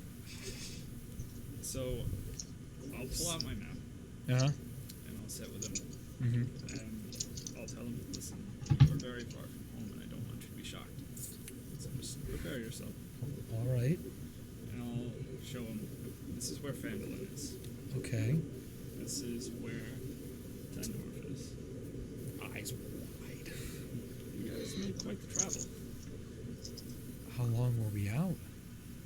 I have no way of knowing. You see him like pushing back what his hair would be, but instead he's just doing it with his horns. What I'm going to do is I'm going to write you the nicest letter of recommendation that I can. And when you get to the outskirts of the town, I want only you to go in. Find the Temple of Timora. It's a fairly obvious building. What? Okay. Find Sister Geraldine and hand her this. And since you speak common, I want you to tell her that I sent you and explain the situation to her.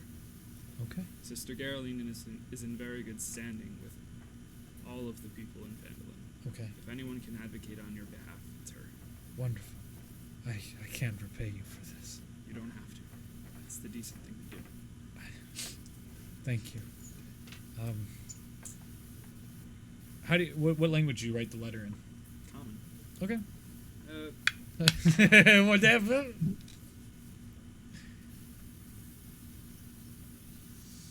Do goblins have a written language? Yeah. My world, they do. Okay. It's hilarious. Most people are like, that ain't language. Those are just slashes on a paper. I'm gonna write the letter to Sister Geraldine in Goblin. Okay. So that if it does get intercepted, people do I trust? Whatever. And then I'll just write a PS in common and just write second chances. And then I'll sign it. Okay. And I'll give it to him. Takes the letter, puts it into like one of his pockets in his shirt. You think you'll be able to navigate back to town? We do have two. If you saw the burly ones, they're pretty good at getting around and knowing their way. He looks at the map again and he takes out the note and he gestures for whatever you were writing with and uses the utensil to try and get the compass directions and all that and hands it back to you. We can try our very best, that's for sure. We've all had a long day. We sure have. We'll do our best to keep watch for you all tonight. If anything is to happen, we'll keep you safe. Thank you. Please go get some rest. We will. So they go off to sleep and they were sleeping that whole time. what's that? Nothing. That's great. They are tired though, so. They've just been through an ordeal. What is everybody else doing now? Dal has now flown up to a tree and he seems to be going to sleep. Jaqualdin has just found his way back to the camp and he's cleaning off his hands and all this type of stuff from digging and burying the cages and stuff. So before Zach, Ulazal, Yep. goes to bed, I'm gonna like just kind of like stand at a distance, you know, while he's talking with the tiefling, and then you know they split off. Orhana's kind of just like come staring at this tiefling. Yes. I don't know what is going on. Uh-huh. He's like a giant to me, right? Yes. So I walk over to Ulazal and I take out the papers that I found in the cart, and I'm like, are you able to make any sense of this? I can't understand anything. What language are they in? You look it over and you don't recognize it, and it's not a language. It seems like a code. This is clearly a code. Oh, clearly. Ulazal looking down to Orhana. Her eyebrows furrow and he says clearly a code. Clearly. I can work on this a little bit. I'll see if I can get anything from it for you. How long will it take? You can try. He says, how long will it take? This is... I was asking my DM. Your DM tells you this is a cipher you've never encountered ever. The last one you knew. You were familiar with this. You've never seen this. You don't even have a key. Like, I don't know if you have a chance. Do I know the method with which... No, you don't have a key. It's just random letters on a page. Like...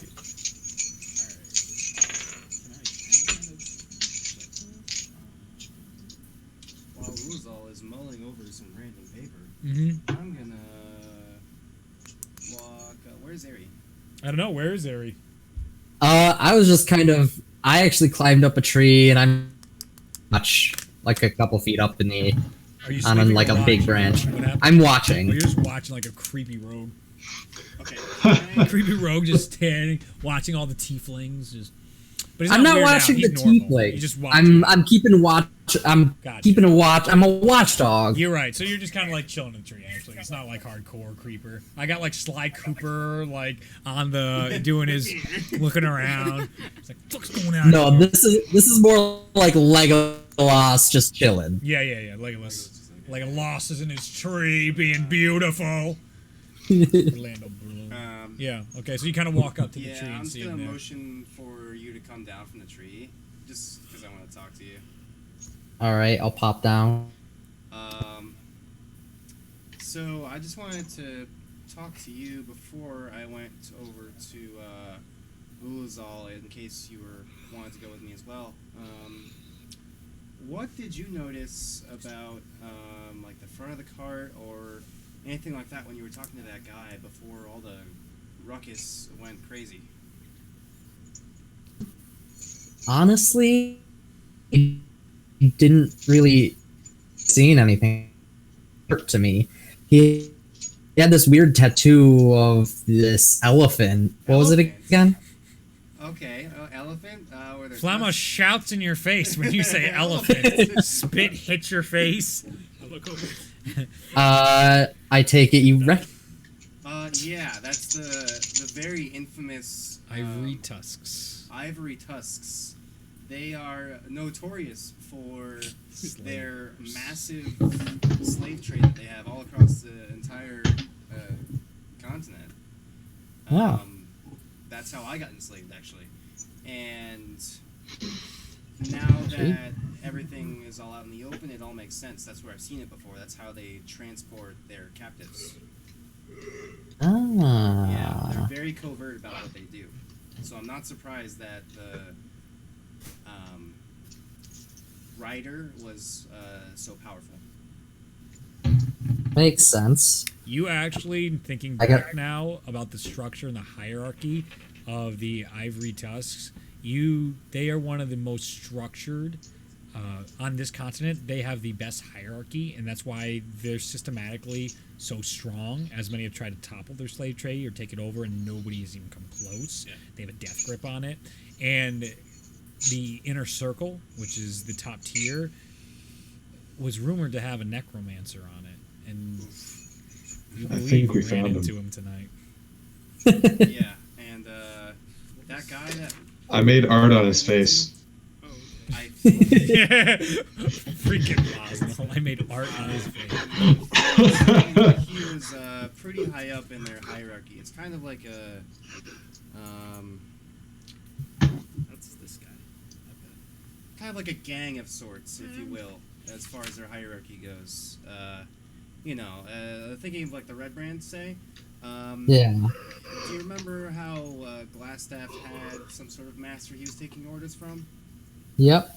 Something like that. He's probably up there with those kind of guys if he was that strong. But again, I'm not too surprised because they like to keep their stuff very airtight. It's tough to ever even get a name. That's Yeah. how secretive these people are. I don't even know this guy's name. Fortunately, we ran into a lady who asked a question. Great. What's what? See the guy that had the book? Which guy with the book? What? Serenoth. Yeah. It's him. Wait, where are we? Wait, what are you talking about? This guy's a necromancer. Yes. We asked the Oh, you're talking about that book from 10D. That is a coincidence. Oh, okay.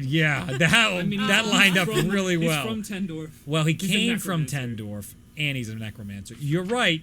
That's a little spooky. But it is not the same guy. Oh. I'm sorry. I'm sorry. That is not the same That'd be guy. awesome. That would have been really well thought out. Not too late. I'll pretend I didn't hear It's that. been hundreds of years. I don't think it lines up, though, sadly, because it was a human necromancer. Well, I guess Timor coming on us today to help us. And I don't know. Right. So, yeah, I'm just glad we were able to get at least one small victory, especially over this particular group of people who I very much hold. Well, if there's one thing I know, it's causing trouble for bad people. Yeah. You both giggle about this. Yeah. Yeah. I'm gonna give him a fist bump.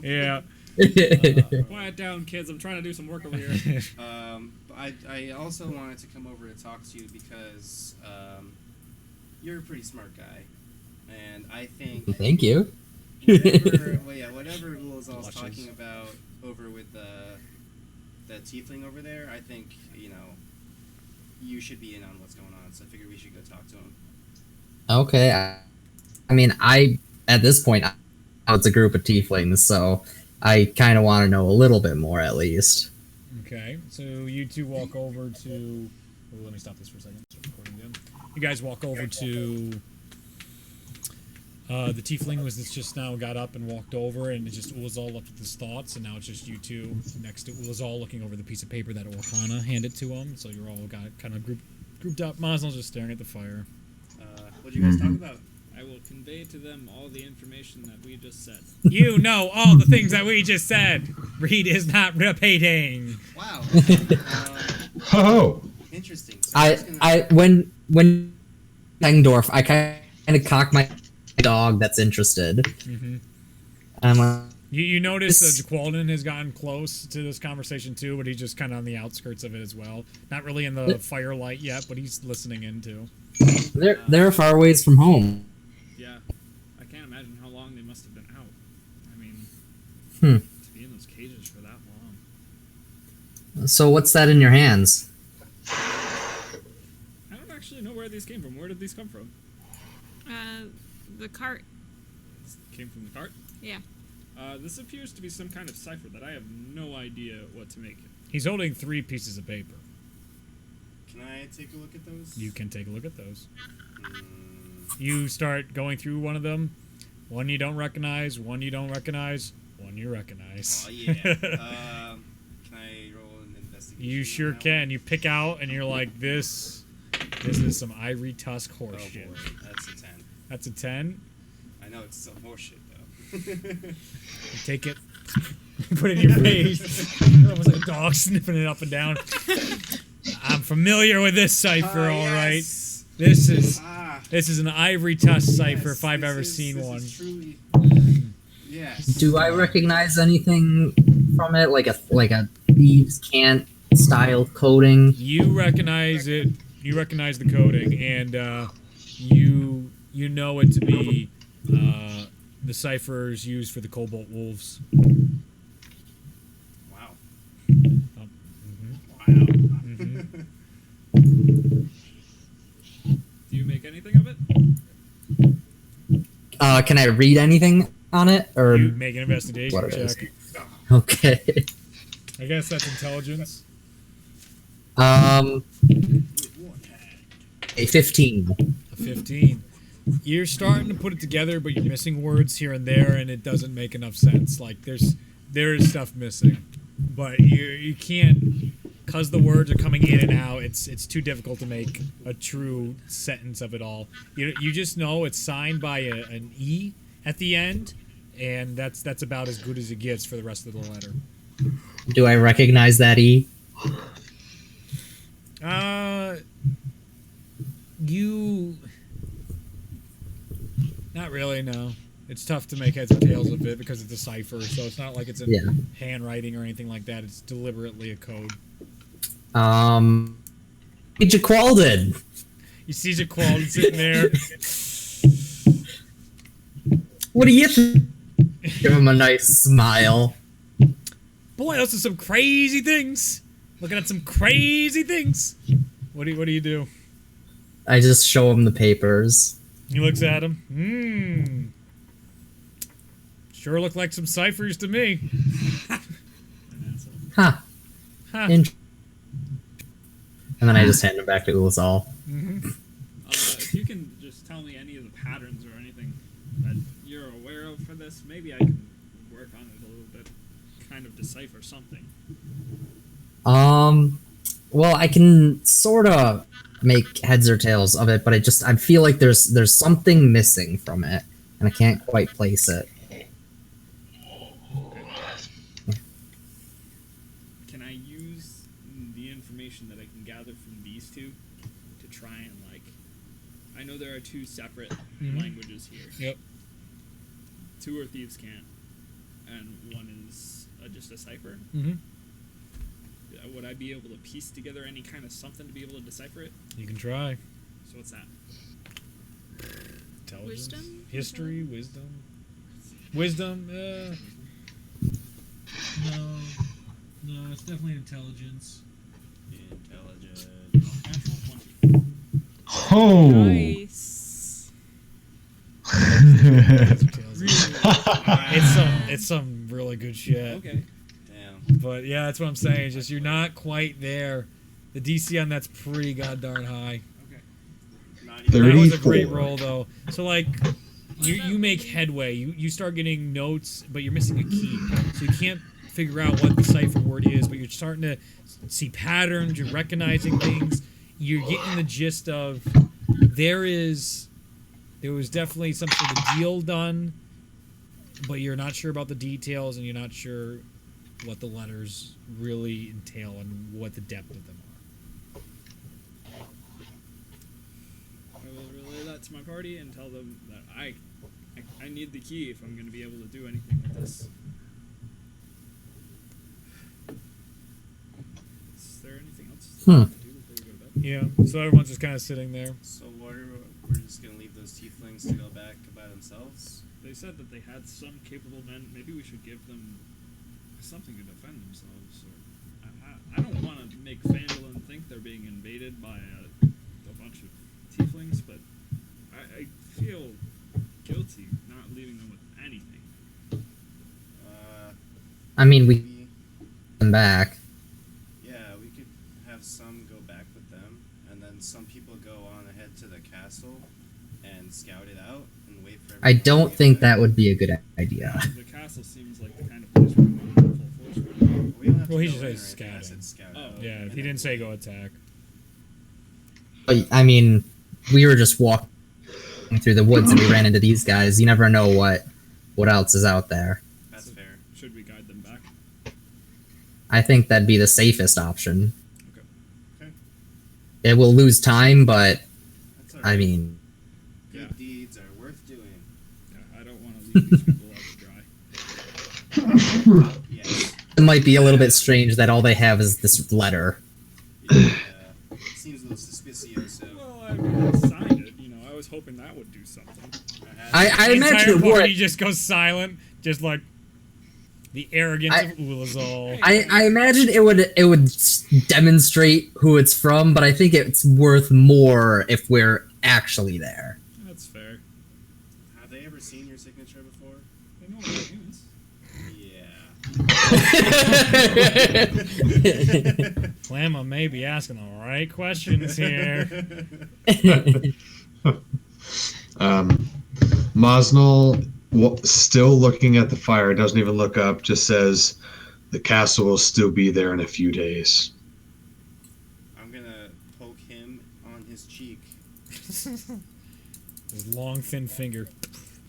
Just poking Mazda on his cheek. Mazda, unmoving.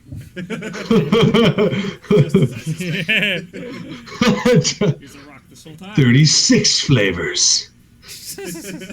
Oh my god, yes. By far my favorite Justice League character ever. Q. Q is the best. That makes sense. Alright, anybody else doing anything? No, I think that's it. I'm gonna just go the heck to sleep, man. I think I'm gonna go to bed too. Alright. Everybody goes to sleep. Jaqualdin keeps watch with Aerie. Is that true? Dynamic duo. I'll the watches. Okay. So full night happens, and then in the morning, the tieflings start waking up. You guys start waking up. Make a perception check, everybody. Ooh. Why can't I just do nice things? That was kind 21. Yeah. Oh man. 12. 13. All right. As everybody wakes and stirs in the morning, Aerie notices Jaqualdin's nowhere to be found, And you notice as you take out the ciphers to look at them in the morning, they're all filled in and written, every single one of them. What? And that's where we'll end today. Jack Walton! What? That's cool. Wow. See,